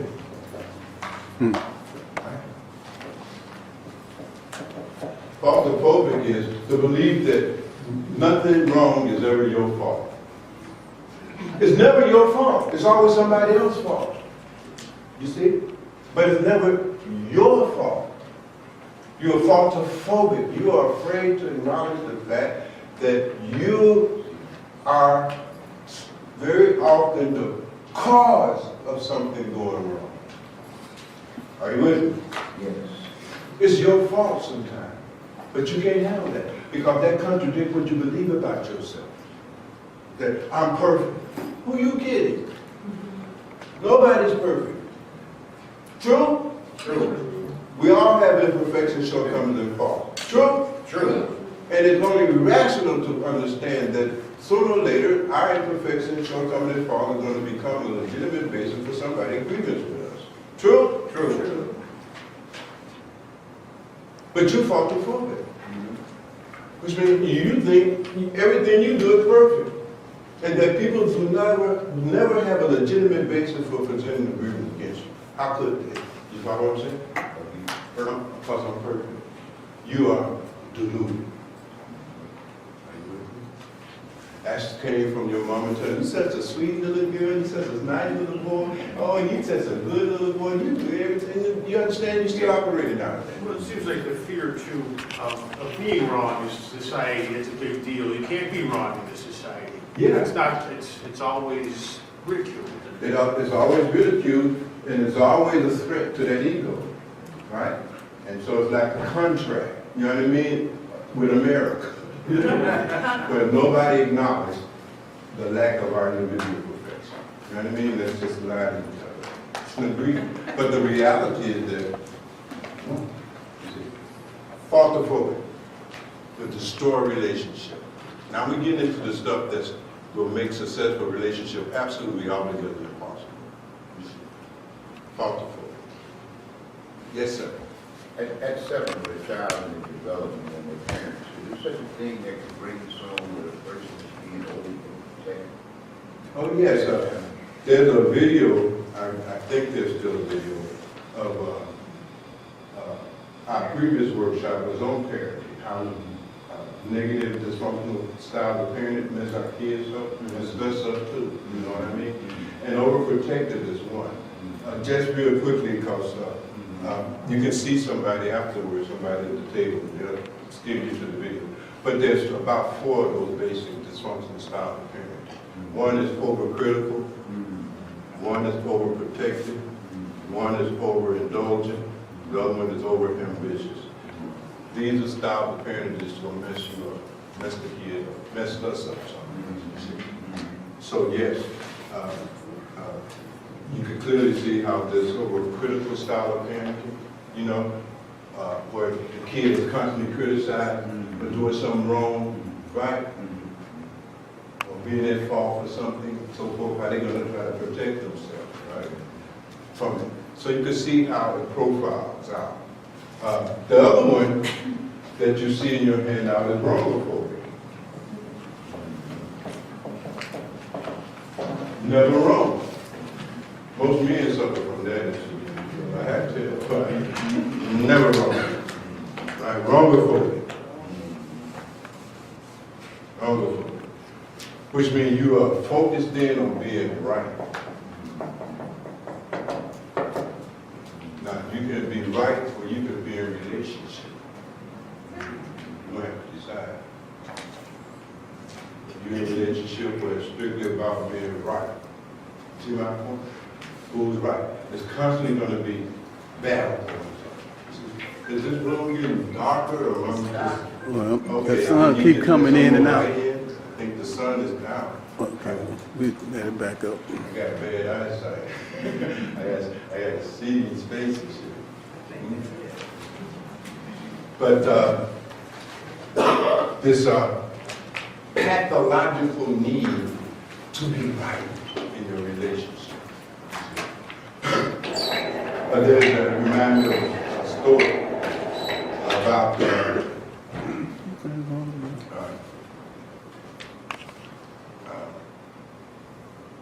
a guy riding into town, and this must have been during the cowboy days or something, I don't know, right? And he sees this big fight outside the general store, right? Two guys going at it, you know, knock down, drag them out, you see? And so he's curious, right? And so he go over to the crowd, and there's a boy standing in the crowd, and he looks there and said, son, what's going on here? He said, man, this is a real doggone battle fight going on here between my father and this other guy, you see? And then the guy said, oh, that's between your father and the other guy? He said, yes, sir. He said, well, which one is your father? He said, that's what they fighting about. That's what we're doing. We're fighting about who's right. Who's right? Fighting ourselves. Who's right? You're fighting about who's right because you are wrongophobic. True? We're fighting about who's at fault. Right? You see? And when these two pathological emotional dispositions become the dominant theme that generates and govern your relationship, then you're going to be fighting all the time about who's right. And you will not succeed in a relationship. A lot more can be said about that. Wrongophobic anger. We've already said something about the victim syndrome. So, They want to take a break. They want to take a break. we're going to do a little bit more. We have another question. No, your daughter want to take Is a that break. son is too bad if somebody dies? No, they want to break. Y'all all right? You want to take a break? Okay, let's take a break. What time should we be back? 4 o'clock? No, No? No, 5 minutes? All these women can't go to the water in 5 minutes. Okay, let's say we come back Quarter to at four. 4:45. all right. Okay, good. We'll take a break.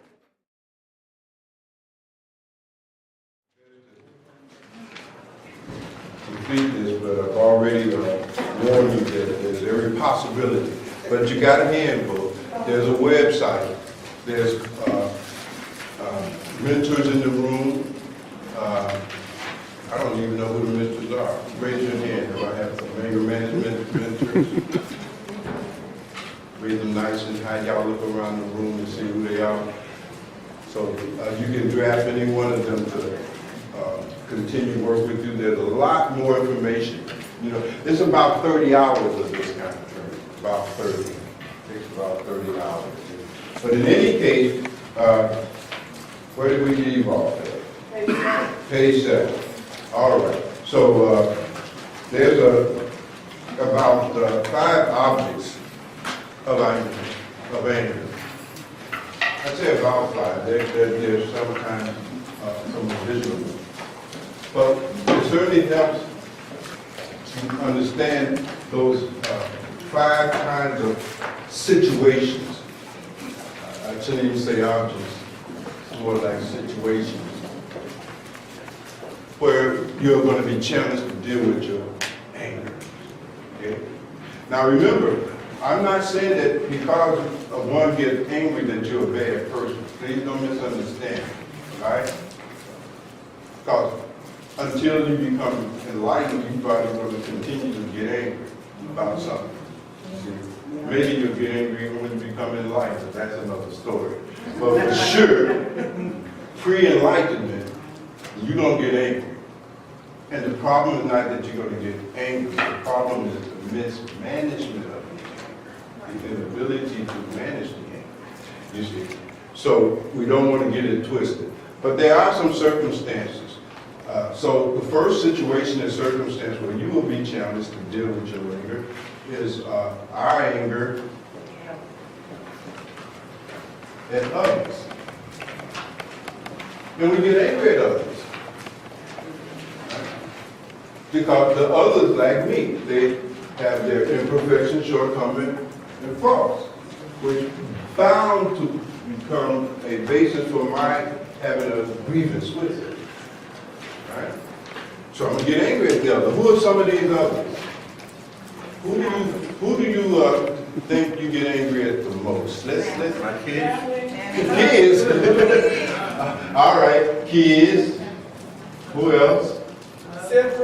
Siblings. Spouse. Might, this may be in a descending order. Spouse.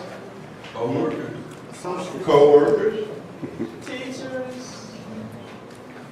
Teachers. That's only in high school, right? No, I understand. Spiritual guys. Angry at God, and they said they angry. Oh, yeah. But God is not an other.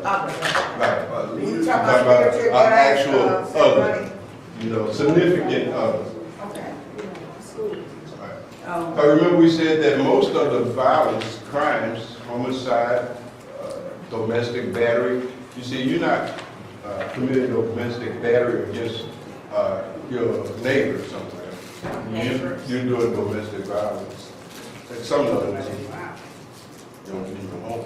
Well, school teachers come in there too. Yeah, if you have a relationship with school teacher, but if looking around this crowd in here, strangers, you see, Neighbors.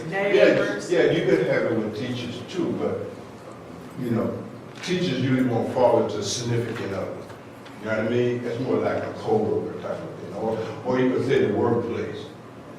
That's the same thing. You see? But someone said what else? Neighbors. Neighbors. Yeah, they have that one. Let's say general population and so forth, but it's not too much, you know what I mean? Because I meet somebody in the elevator going up to the 35th floor, I can be civil as hell. Because what, we're going to be up, we're going to tolerate them for about, 30 seconds? We'll go our way. So casual interactions are not the biggest challenge for us. They're casual, you see? They're not going to last long. Yes, you could have your parents in here, you see? I'm looking for the significant other, because that's where you really have most of your anger, right? Right? So, if you don't know how to manage your anger, right? And remember we said you're going to get angry at them. That's given. Why? Because none of these folks on this side is perfect either. We already acknowledged that we're not perfect. They're not perfect either. We got to factor that in, right? And understand that they're gonna do some, kids are gonna do something that's gonna make you angry enough at them to kill them, right? And some people do kill them because they have no management skills. Sisters and brothers, right? You're gonna get angry at one of the sisters and brothers. They're not perfect, right? Same is the case with your spouse and so forth and so on. And if you don't have the ability to manage the anger gonna go what? Up, right? You're gonna hit some rage, right? And you're gonna do something violent in that relationship, right? Now, once you do your violence within the context of these relationships, are these relationships gonna get better, or they're gonna get worse, or they're gonna come to an end? Yeah. If you don't manage your anger appropriately at the significant other, you're gonna destroy your relationship with that significant other, aren't you? And these are significant others. They're your support system, right? True? It's gonna destroy those relationships, right? Happens every single day. So we're challenged to manage our anger at others. Now, in the handbook you have, there's some techniques for doing that. But one of the most obvious ones is to forgive them. You see? If your spiritual faculty is there, right? Operating to forgive the kids. You see? Forgive your sibling, forgive your spouse, etc. Your in-laws. So forth and so on. Right? And that keeps you from having to suppress your anger. Because anger, when you suppress anger over time,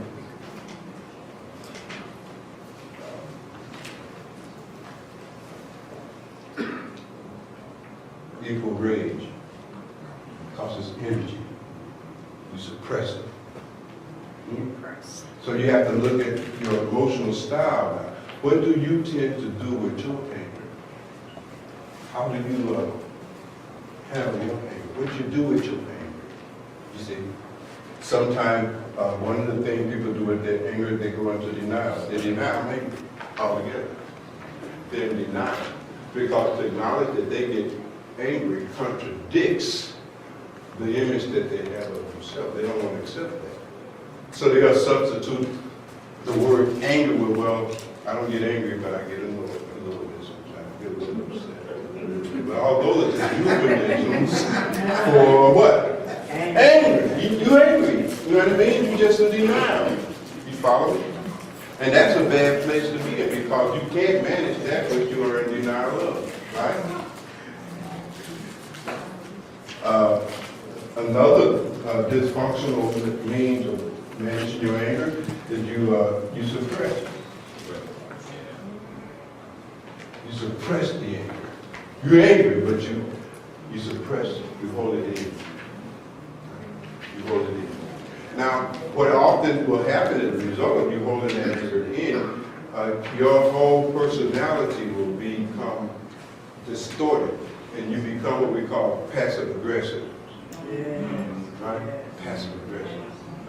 So you're holding it in, and all of a sudden, out of nowhere, boom, you explode. Or you're holding it in, and that anger makes you feel like what? Hurting somebody, right? Exacting revenge, right? So the passive aggressive person who has suppressed their anger and has turned into this kind of pathology, right? They're very undercover with it. And they're angry at you, right? But the way that they will express that anger will be like maybe promising you, you know what I mean? I'm going to pick you up from the airport. Don't worry about renting a car. I'm going to pick you up what time your plane gets. You know what I mean? You just come go stand outside the airport.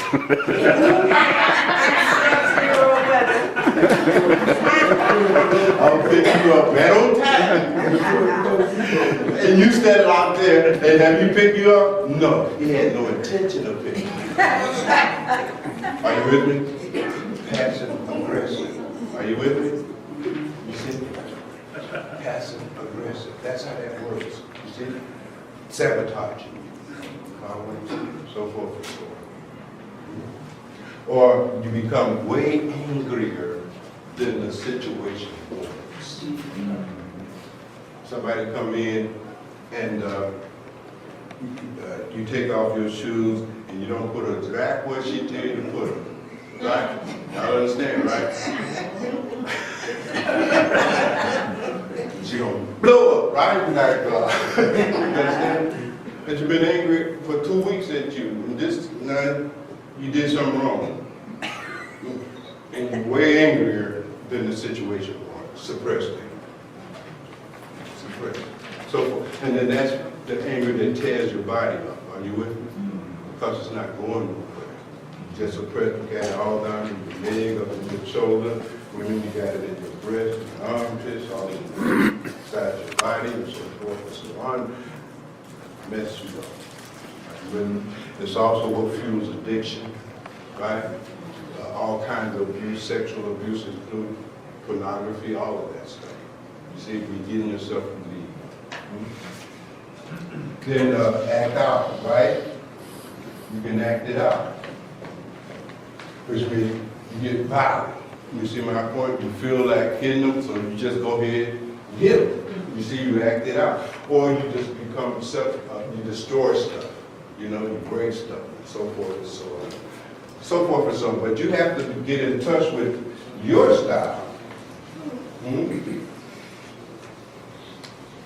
of handling that anger that you're bound to have with others, significant others. And we're going to be talking pretty much, since we're talking about the whole personal, intimate relationship, I'm going to kind of emphasize that one, you see. Because we're talking about how to have a successful personal relationship. Well, clearly, you're going to have to learn how to manage your anger with your spouse. You got to get that. You got to get that right. You see? Because if you don't handle that one right, that anger will come out in your speech. Actually, first it starts in your thoughts, as it does all things. Then speech, then your actions. And in that moment of anger, that I got a clear mind, I'm going to go say something that I'm going to regret. Yeah. I'm going to hurt her or hurt him, aren't I? Yeah. Yeah. I'm going to destroy this relationship. It's not going to work. And don't think you're not going to get angry at your spouse. You see, there's a great myth. People think that human relationships are inherently without conflict. This is nonsense. You see, all human relationships have some conflict. It's inevitable. It's built into the system. Because you, person A, this is person B, you got an entirely different background, where you've been parented, all kinds, you got different 25,000-hour parenting than you, what they do, blah, blah, blah, blah. It's cross-gender, two different worlds. Bound to be some conflict. Problem is not even the conflict. The problem is the inability to resolve the conflict, which you cannot do unless you have the ability to manage your own anger. It's not going to happen. You see? It's not going to happen. And that's the real deal, folks. You see? People come for marriage counseling, and they're divorcing fundamentally because they can't manage their anger. They cannot manage their emotions. They want somebody else to manage their emotions. But it's your emotions. It's like wanting somebody to breathe for you. How's somebody going to breathe on your behalf? You follow me? Some say, well, give me a prescription. You know what I mean? Give me some medicine. But what medicine is? We can dull your mind, but we can't frighten you. You follow me? All right. And again, I'm going to skip out so we don't have much time.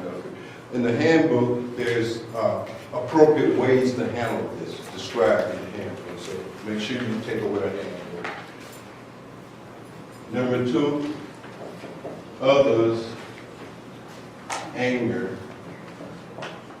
at us. Again, your spouse is going to get angry. Now, how you going to handle it? You're going to go falsophobic. You're going to go rumbophobic on them.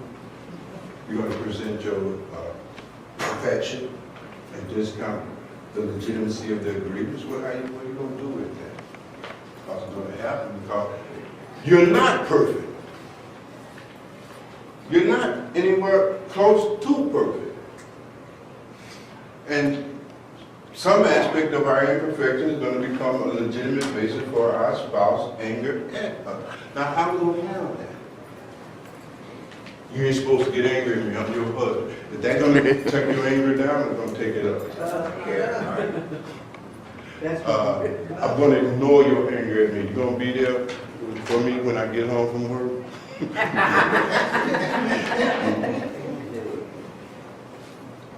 They're going to get angry at you. How you handle that? It's going to play a major role. And the success of the relationship. Now the third area, again, I'm kind of glossing these handbook and the mentors here. Really make use of the mentors. They have a lot of knowledge because these guys have been angry a long time. They're very familiar with all the pitfalls. Okay?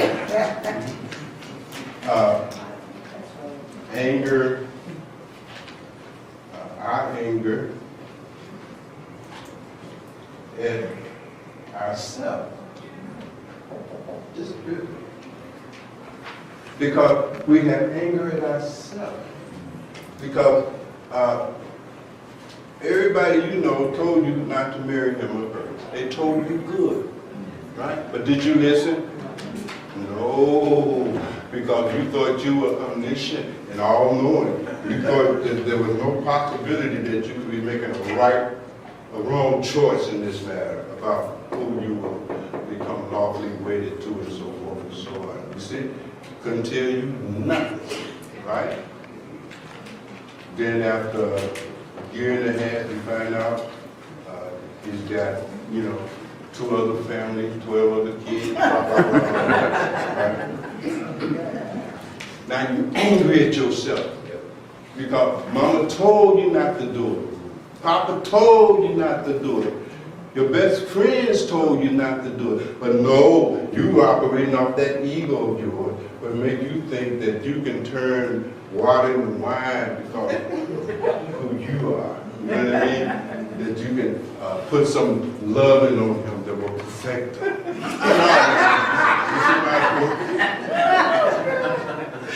You can't go back to your girlfriend and confess, girl, I was a fool. You can't say that because, you were telling me I know he's the right man for me. Shut up. You see? Now you can't go back. You understand? So you can't, no way out. And you're angry at yourself. Same thing with a man. You see my point? You're angry at yourself because you picked her. You know what I mean? Yeah, she was fine, but she didn't have an ounce of character.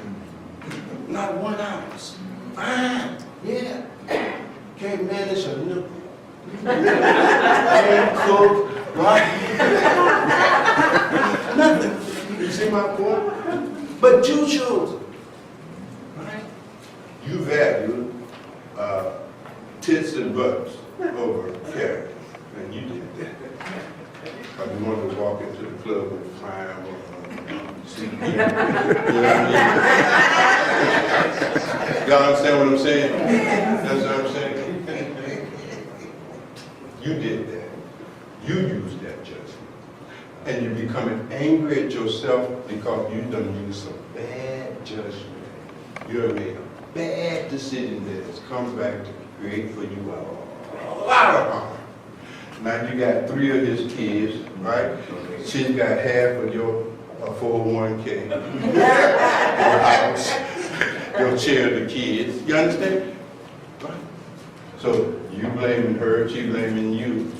But like the famous politician Herman King said, blame yourself. So that's what you do. You blame yourself. You angry at yourself. Now here's the interesting thing. Remember the physics of anger is that whatever you get angry at, you feel like doing what? Harm. So when you're angry at yourself, you're going to become self-destructive. Yes. Always. With no exception. Self-destructive. You see, the result of your failure to manage your anger will fill you with self-contempt. Self-contempt is basically, you would lose all respect for yourself. You won't respect yourself. And when you lose your self-respect, there's an understanding. You see? So that feeling of self-respect is replaced with self-contempt, and you become self-destructive. You become your own enemy. This is demon. This is demon. You see? But this is anger itself. You see? And again, you overestimated your arrogance, your vanity. You overestimated. You see? You start believing your own hype about yourself and stepped into a situation for which you were woefully inadequately prepared to cope with. You thought you were ready for marriage. You ain't ready for no marriage. You see? You can't do, I take thee to be my lawfully wedded wife or husband, you know, with death or sickness and health until death do us part. You can't do that. You can't love. You can be attached. You can't love though in the different capacity. You see? And you find that out about yourself. Right? And you done messed yourself up. You see? Marriage is wrong for real. It's a spiritual process. You see, it's transformative. You follow me? It's about learning how to go beyond the limitation of your own selfish impulses for the sake and well-being of the beloved. It's ego transcended by definition. You didn't enter no marriage for that. You were lonely and you were trying to get somebody to make you feel better. Or you were broke and trying to get you some stuff. You understand what I'm saying? But it was from a deficit disposition. True. You can't do that. You can't do that. We don't get into this, you see. This is hard. You know, it ain't beanbag, though. You know what I mean? And I'm not just saying that from a clinical point of view. I've been married 47 years, you see. The saying ain't easy. My wife is sitting back there. You go interview her. She'll tell you she almost crazy now.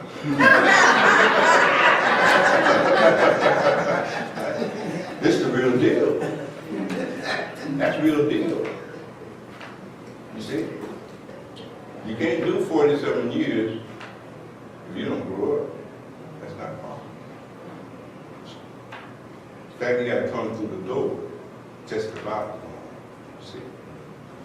What were we, 20? I was 20, she was 17. So you don't have to be old to be serious, to be wise. You see? And committed. You see? You have to understand what you're doing here. Follow me? So I don't have no anger in myself about that. I might have a lot of anger about a lot of other things, but not about that.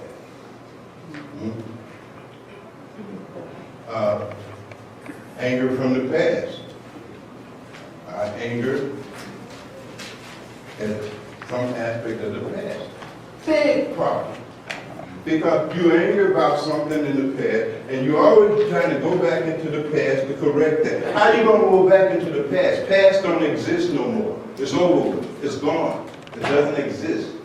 It's non-existential. Are you with me? And you get obsessed with that.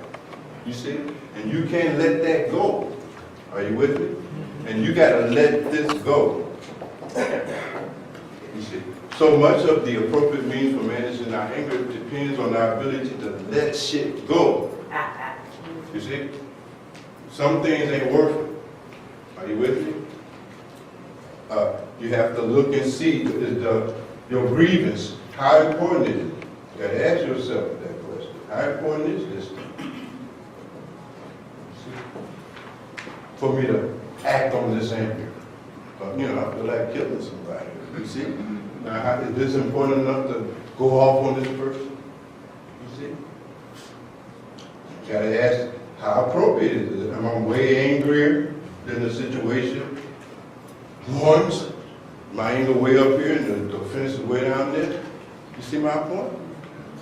If I'm gonna get angry, my stomach gonna be hurting, I have a headache, I'm gonna have insomnia for 2 or 3 days, so I can catch up with you. Right? Like, they're all messed up in my mind. You see my point, bitter and cynical. Do I want to put my body, mind, soul, through all of that? See what I'm saying?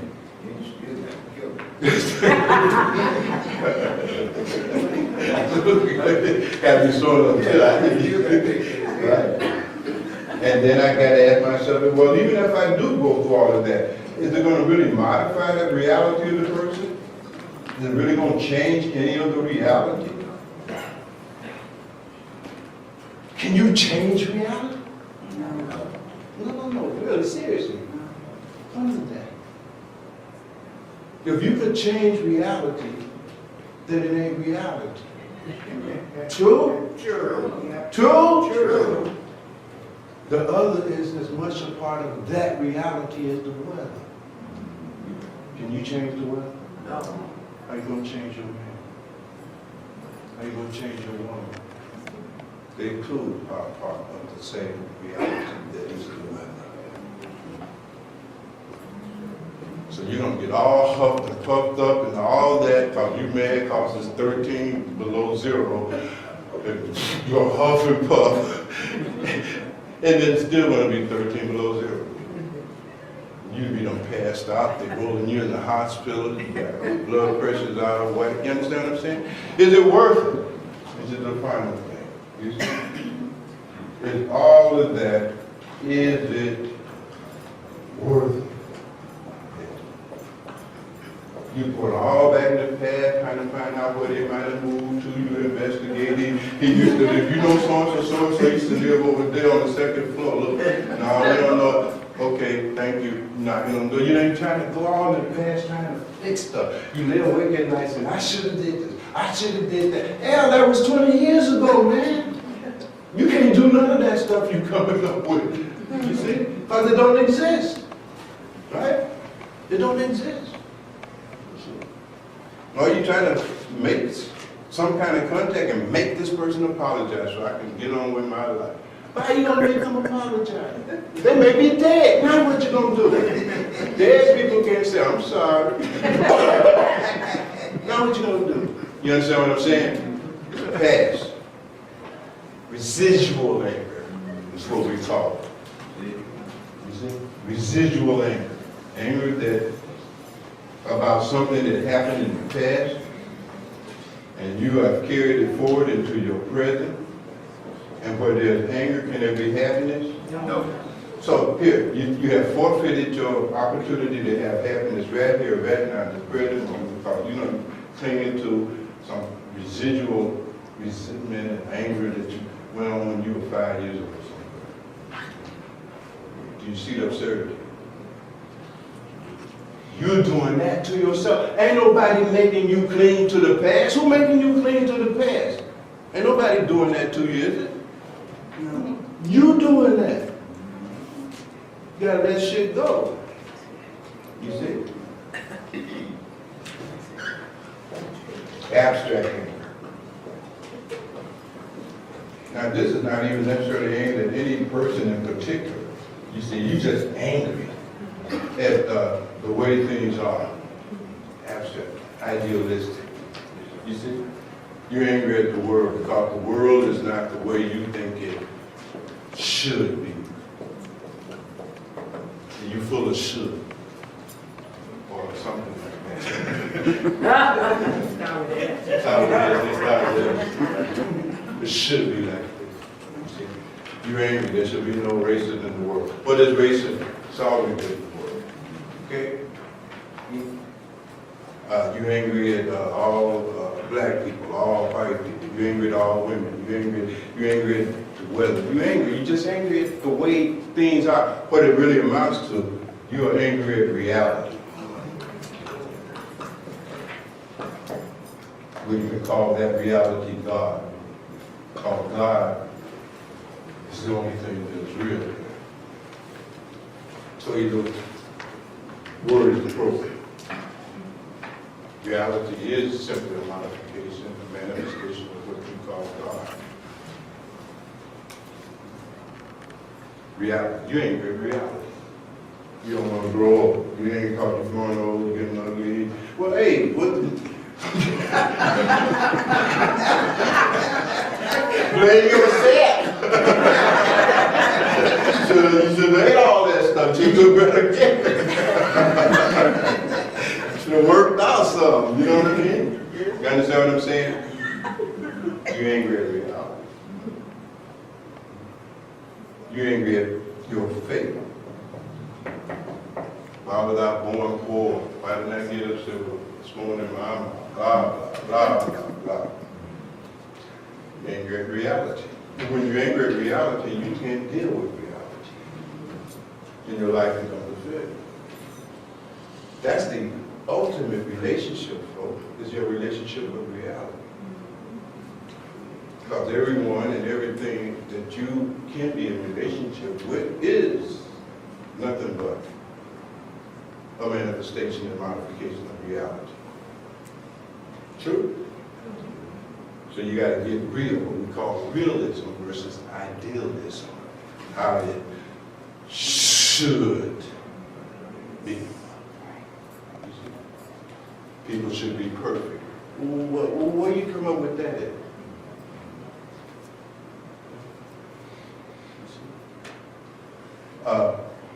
Everybody should hold hands and sing Kumbaya. This is not utopia here. This is not Disney World here. This is planet Earth. This is the world. Birth, death, everything that can go wrong here. You see? You're not going to make your little life a utopian life in the midst of this profound chaos. Get with that. How would you make your life utopic in chaos? And it's even wrong to say chaos. The world has really been falsely accused of being the source of chaos. The world is not the source of chaos. Your mind is the source of your chaos. Are you with me? A mind that is out of alignment with reality. But the ancient Kemetic mystic called Isra. You see? Disturbed and torment. It's the mind. It's your mind. Not the world. The world is already all right.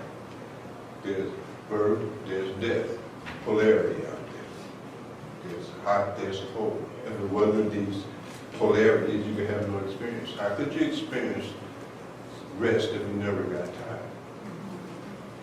Okay? They're necessary, complementary.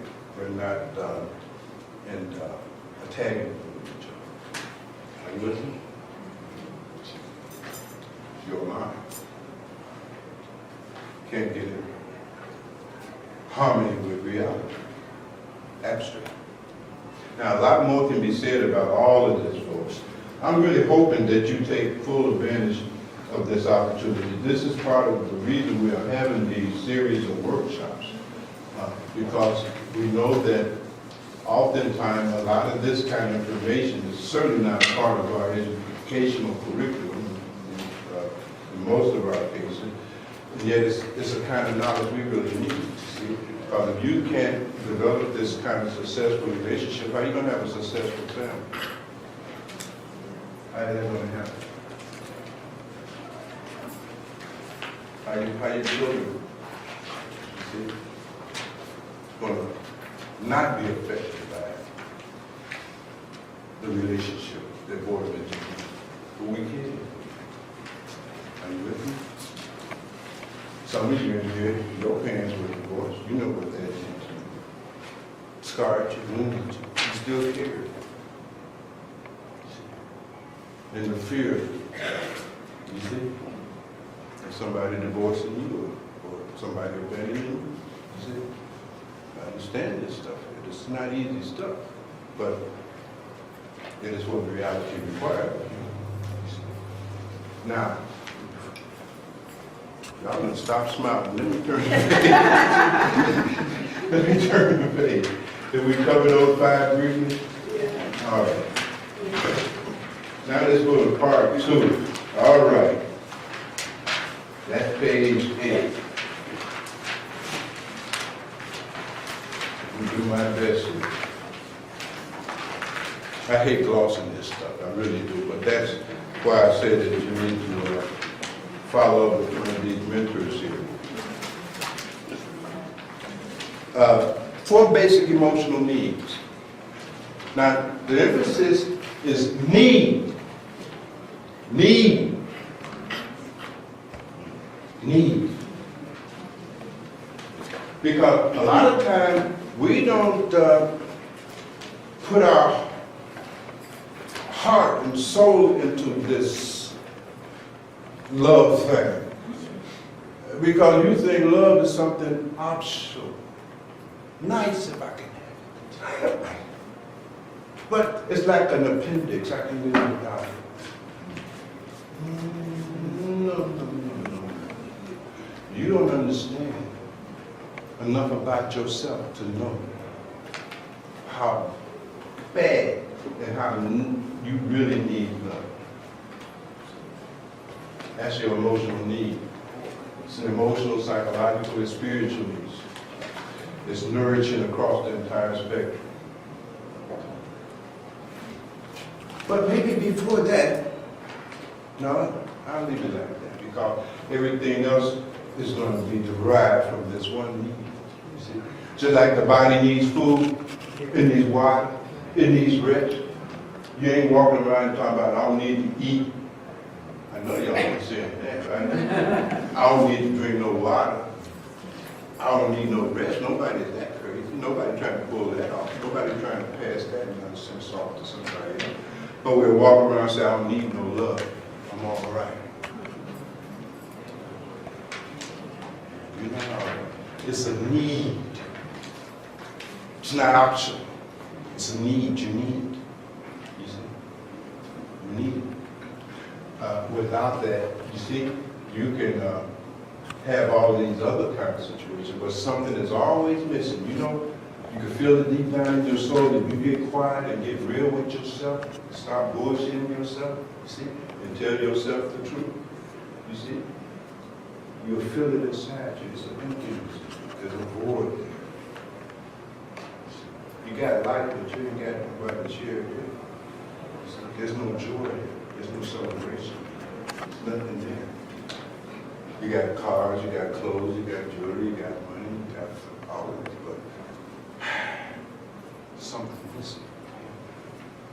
And you become psychologically and emotionally undernourished. Gotta have love. It's a need. It's not optional. It's a need. It's a need. Love is food that provides the energy that makes your spiritual faculties function. Love is the energy that gives you the capacity to have empathy, to have compassion, to have tolerance, to have patience, to have forgiveness. Love is the energy that gives you the ability to do all of that. Just like food is what gives you the body the energy to walk. No food, body can't operate. It operates off food, current, at breath, so forth and so on. Follow what I'm saying? In the same way, the spiritual, you see, is fueled by this force, this energy called love. These are needs now. Needs, not options. Number 2, freedom. Now this is interesting. Freedom is a need. It's a need. It's a psychological and emotional need. You need to be free, to have the experience of being free. What kind of is it? Freedom. You need that. But here's the paradox in relationship. You see, and this is where we're going to get a little subtle here. We're going to get a little sokai here. Because this is the paradox of relationships, you see. Because what happened is that we move into these relationships with others because we want some love. You see? We're looking to be loved. We're trying to get some food. You understand what I'm saying? Nothing wrong with that. You see? But what happens when we move into these relationships, what we find out, okay, this other person that I'm in relationship with is going to start putting demands on me. My time. Look at this. I know you've been trying to explain that, right? I'm going to help you out. You start demanding your time. How you moving your time and space. You see, they start messing with your freedom. And this becomes a paradox now. This is the paradoxia of relationship. This is the paradox of relationship. Okay? I want to get that love, that attention, that affection. But the other is going to start making demands on my time, energy, and attention in such a way that I have no freedom. Not even the freedom to be myself. Are you with me? And so then you say, I'm out of here. Yeah. Right? Now you're free again. Right? But now in your freedom, suddenly you start feeling, shit, there's something missing. You start feeling the absence of love. Yes, I'm free. But after a little while, you forget all about that freedom. And you start looking for that love. You want to go back into a relationship. And so that's what you do. You go from relationship to relationship to relationship to relationship to being. You see, you're back and forth. Because what you don't know how to do is to have both of these. That's skill. That's knowledge. But without that knowledge, you only wind up having one or the other. And when you enter into your relationship strictly in search of affection, attention, and love, ain't nothing wrong with that. But the price you usually wind up paying is your freedom. And the loss of freedom hurts. You see? It hurts. And so what happened is that the husband or the man, the wife, or the female, you wind up enslaving each other. You see?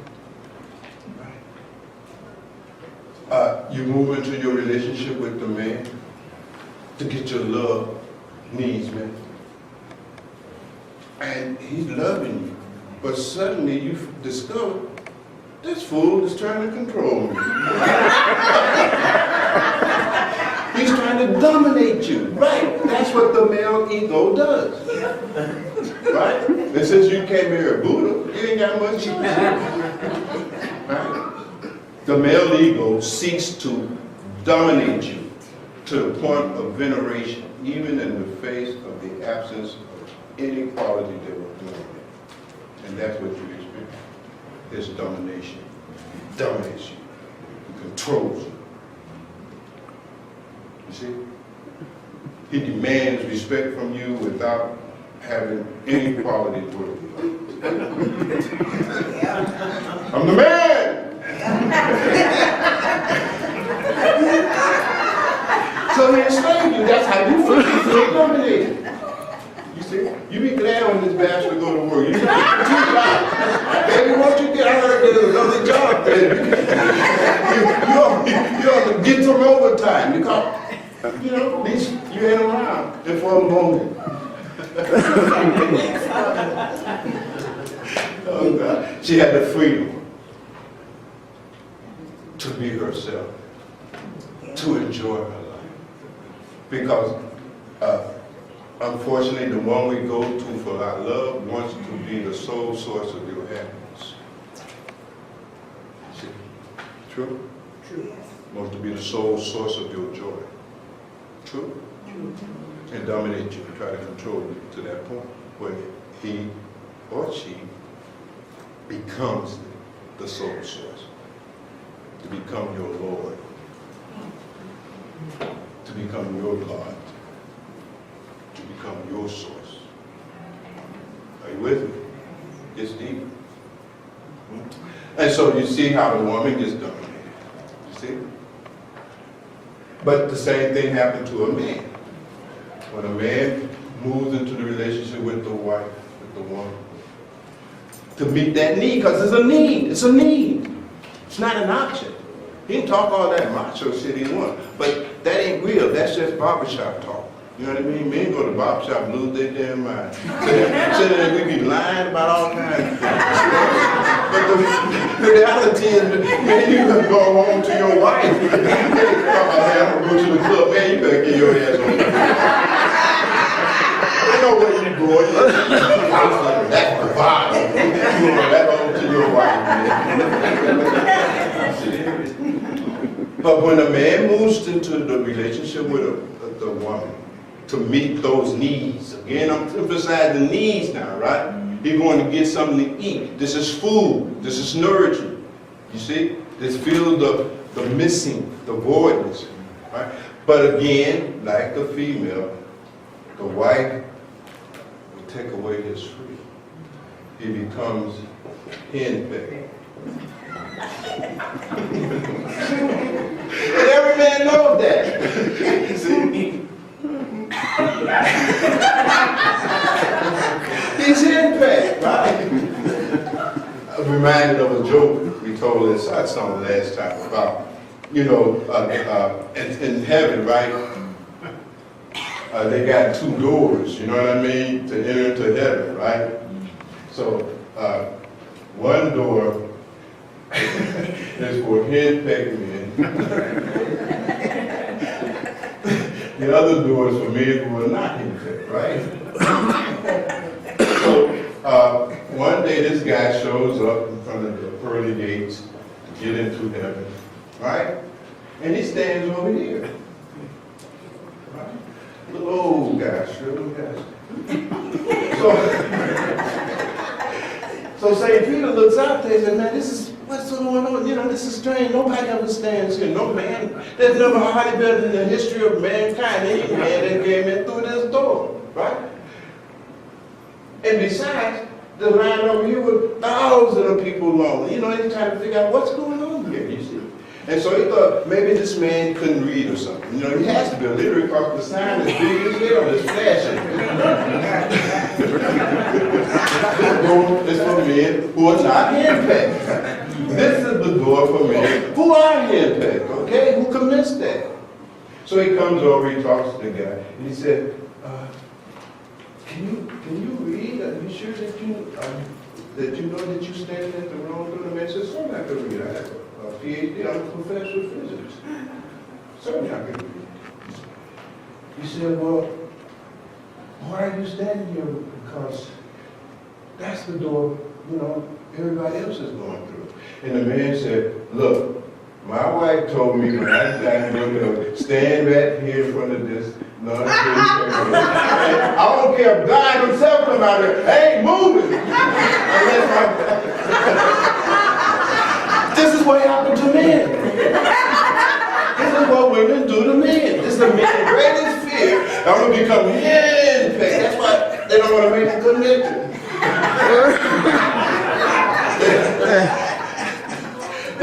They don't want to have to get in the room in this line and the knowledge that all that big talk you've been doing, you just without freedom to be yourself. You know what I mean? Without freedom to enjoy, according to your capacity to enjoy. So you see, in this is where it gets slippery here, because that's the paradoxia of relationship. You have to learn how to handle it. You see?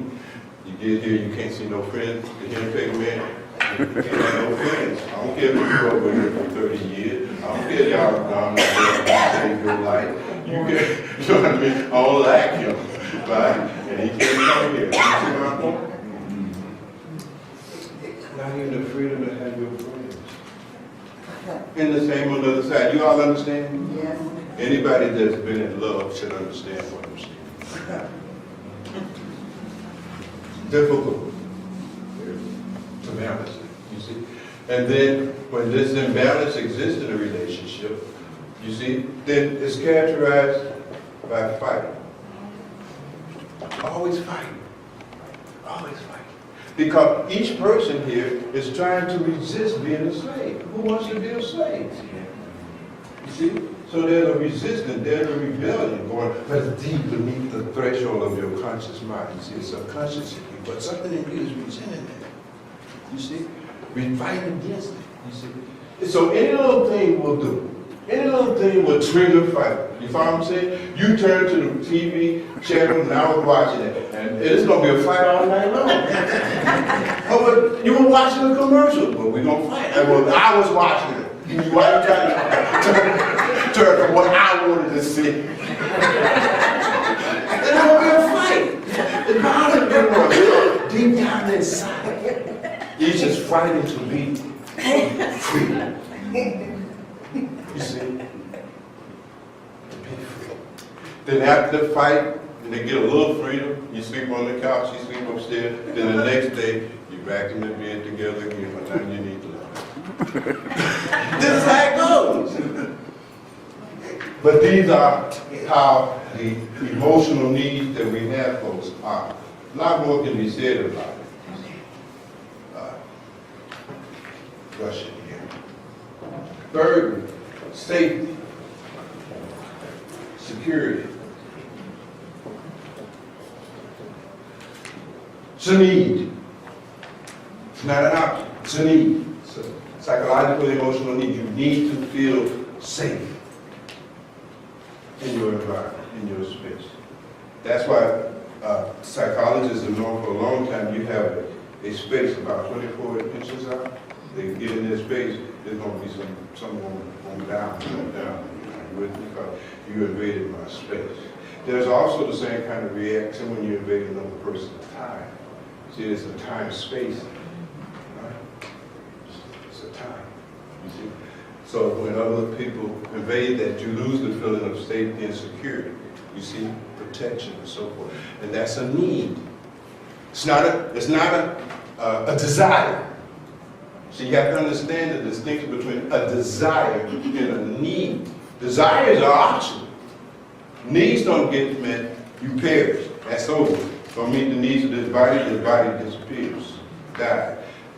Don't take care of the needs of the mind and psychologically and so forth, the mind breaks down. It has this food too. Are you with me? So, same thing. These are needs, not desires. You have to enjoy the distinction. How long you just think these are some kind of frivolous desire, you flip it off. You see my point? In your arrogance, in your vanity, you walk around pretending that you don't need love and freedom. Who you kidding? Who you kidding? You see? You're deluded. You're bullshitting yourself. That's all you're doing, bullshitting yourself. And the price you will pay is that you will not be happy. No way. You're undernourished. Safety and security. 4, respect. It's a need. There's a need to have a sense of worth and value in spite of your imperfections, shortcomings. Oh, that's a need. That's a need. You need that. You see?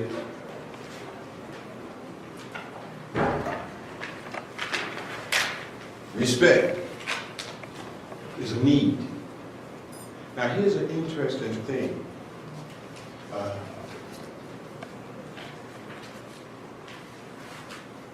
What most women don't understand about male psychology and male psyche is this one thing here. See, men psychologically experience love differently than women psychologically experience love. And a man, for instance, men, would you rather be alone and unloved by a woman than disrespected by a woman? Now, maybe a couple of y'all just raise your hand a little bit like that. You ready to, you bold brother. But you don't understand, men process the experience of being loved differently. For a man rather be respected than loved in the conventional sense of it. Because love, he feels love only when he's respected. And when he feels that he's been disrespected, he will shut down. He'll go cold. It's very different. But women need respect too, right? And what men don't understand, a woman processes your love of her via your attention, your affection, pay attention to me, look at me, touch me, be with me. You follow me? Attention. You see? Hold my hand. You see? Attention. You see? Now when she's starved, you see, you come home from work, and you tired, you done did all this overtime, you sitting down, and you sitting in front of your TV and turn it on. Now she gonna go crazy on you. You ain't even seen her all day, and she ain't seen you.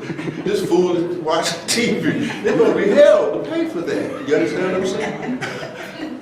That's disrespecting the woman. You have to understand, when you don't give your woman attention, she feels disrespected.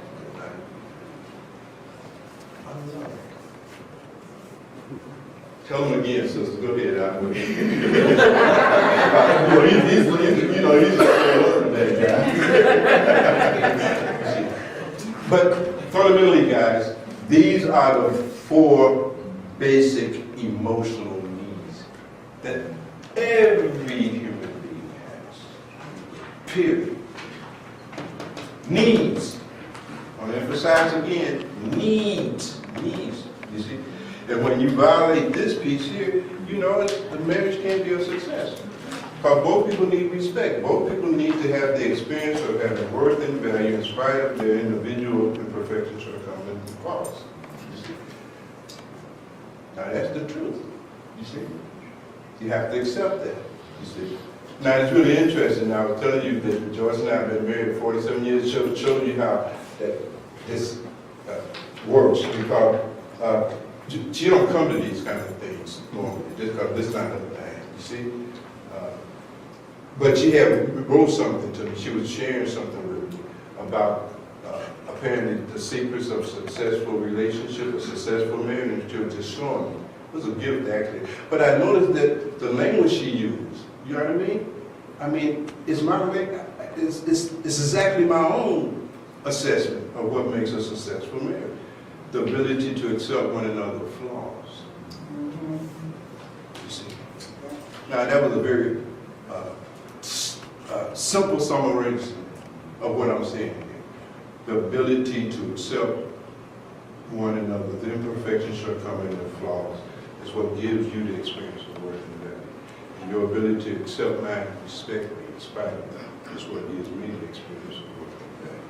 And when you give that person that gift of respect, when you give them the gift of freedom and so forth, their love will come rushing towards you like a torrential rain just going down a mountainside. It'll rush to you. Are you with me? You understand what I'm saying? Yes. Rushes to you. You don't have to do anything. You don't have to ask for it. You don't have to manipulate it. Nothing. You see?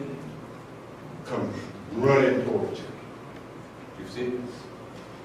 So the greatest gift you can give the other that you're in a relationship with is the gift of love, which is really the gift of freedom, safety, respect. Gifts of love. And then the relationship blossom. It's just like this plants out here. You give them rain, you give them water, and so forth and so on, they're going to grow. Same thing. Let's move here. Oh boy, I think we're gonna make this. I can do this in 15 minutes, but I got anger management mentors in the room, so I can rush through this. They'll pick up for those of you who to give a lot more detail. So here, real quickly then, is the process, the art, if you will, of the psychological and spiritual requirements and prerequisites for successful personal relations. Very simple. First thing, you must understand. It all starts with understanding. Because you cannot love someone you don't understand. I know you've been thinking understanding is not necessary in a relationship. No. Understanding is the foundation of a relationship. You can't love nobody that you don't understand. Ponder that. This is deep shit. Ponder that. Ponder that. You see? It's not enough to have a casual attraction for love. That's a casual attraction. That's body stuff. You understand? That's bioenergy, sexual energy, passing between the male-female species. You understand? That ain't enough for a successful relationship. Right? It's just biology. You follow me? You're trying to make relationships strictly on biology. That shit ain't gonna last. Follow what I'm saying? Because it ain't the real deal. Relationship got to first be grounded in understanding. You got to understand the other. You follow what I'm saying? Now, you don't have to lay them on the couch and do a psychoanalysis on this stuff like that, but you got to understand. You see? You got to understand who they are within the context of their developmental history. I hate to use these kind of terms, but they come from a family. If you met their family, you begin to understand things, like teachers in here, right? Y'all meet these kids' parents, you understand why. You better than their mom. You smart mom, well, daddy, it makes sense now. You see? So understanding the developmental history of your spouse, you see, helps you understand, help you make sense of the behavior, so that you don't take it personal. See, it ain't personal. You don't understand, you take it personal. It's not personal. Then you need to understand. Because you cannot love someone you do not understand. See, that's why we love our kids, but we understand our kids. See, we don't raise them, but I understand. Right? I understand. I can love my kids because I understand them. They're my kids that I've done this, you see? You follow me? Right? But your husband is not your kid. Your wife is not your kid. So initially, you better understand. You see? You gotta understand. It's the foundation of a relationship. And when you understand, that understanding will generate the love. And that love will generate the respect. And that respect will generate freedom. That's the process in a nutshell. Now, a lot more can be said about all of this. But we started here because if you can't love a human being, how you gonna love God? Come on. Get clear here. Get out of that storefront delusional state. Get out of that mosque delusional state. Get out of that synagogue delusional state. You see, how you gonna do that? You can't love what's right here, right now that you can see. You can't see God. You understand what I'm saying?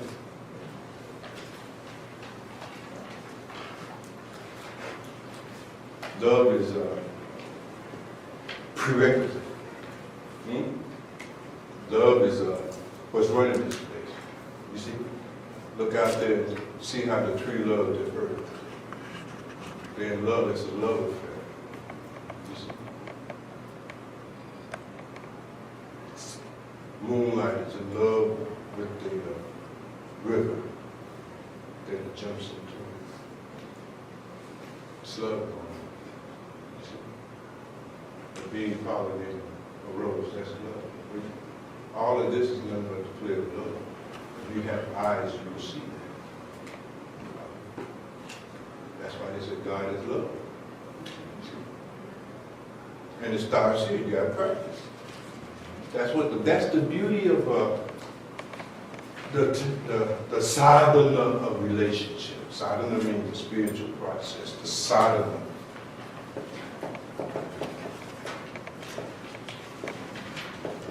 It's a sadhana, it's a spiritual process. You see? It's a spiritual process, it's spiritual training. Because you begin to learn how to love, you begin to learn how to transcend your own ego. You see, your own selfishness, your own fixation on yourself for the sake and welfare of the beloved. It's training ground.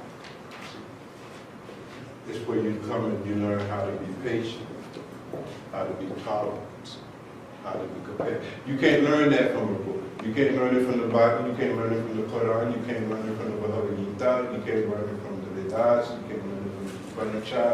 You can't learn it from the Zoroaster. You understand what I'm saying? You can't get that from the book. You get that from relationship.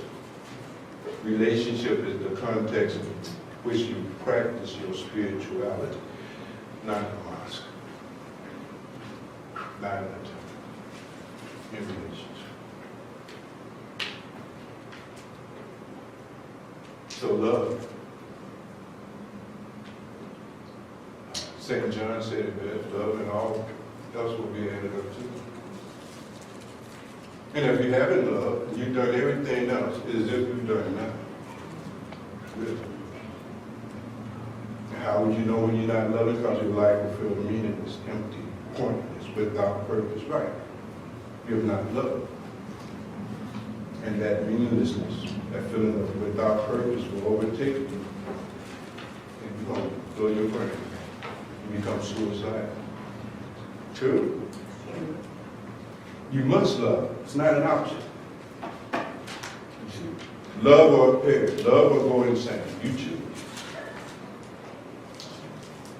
But if you choose this side of love, then prepare to be prepared to go through an ordeal. It ain't being bad. It hurts. The transcendence of our ego and our selfishness, that hurts. There's a kind of suffering. Yeah, true. But the suffering of love and relationship is a suffering that brings all other suffering to an end because it's the springboard. When you get that right, now you are able to go into self-realization, the next level of the journey. You see, because you're going to find out about yourself in your relationship. Because your husband and your wife, sooner or later, going to start telling you about who you really are. You're going to start pointing that out, and that's what you don't like about it, you see? But they living with you now. They know. They see the contradiction. They see the bullshit. Follow what I'm saying? And they're going to point it out. They're going to step to you with that. And that's fire. You ain't going to like that. Your little ego going to be at risk here. Fire. But if you can stay in the fire, you see my point? And take it. You see?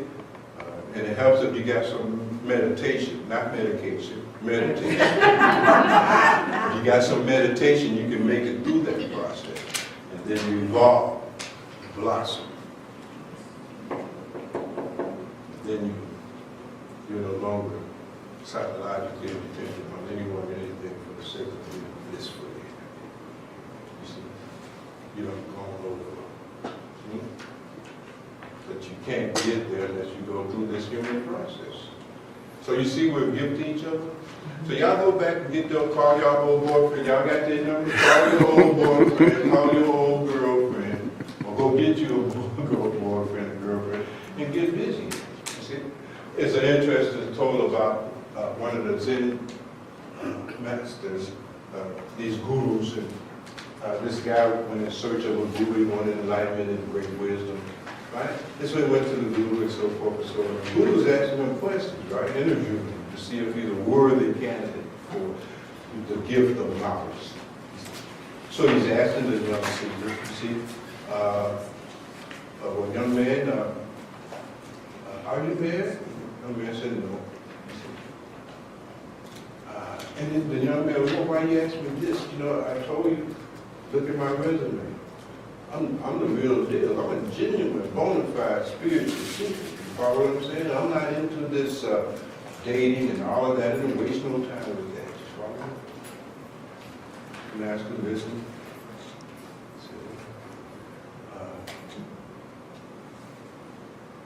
Got any good friends that you know? And the guy again said, he says, why are you asking me this stuff? You should be asking me about how, what was my understanding of the Bhagwan shot?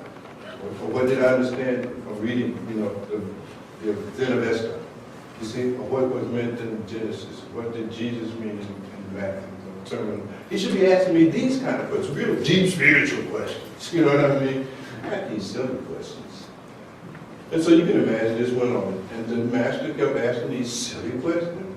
And finally, he said, well, after a process of elimination, you know, he finally said, well, is you not at least a pet or parry or something that you love? And the man just frustrated, now he's ready to go, said, this man is a fool. You know what I mean? We've been through this, I'm wasting 2 hours of my time with this stuff. No, I don't love no pet. If the master said, I can't initiate you, you don't have no capacity to love.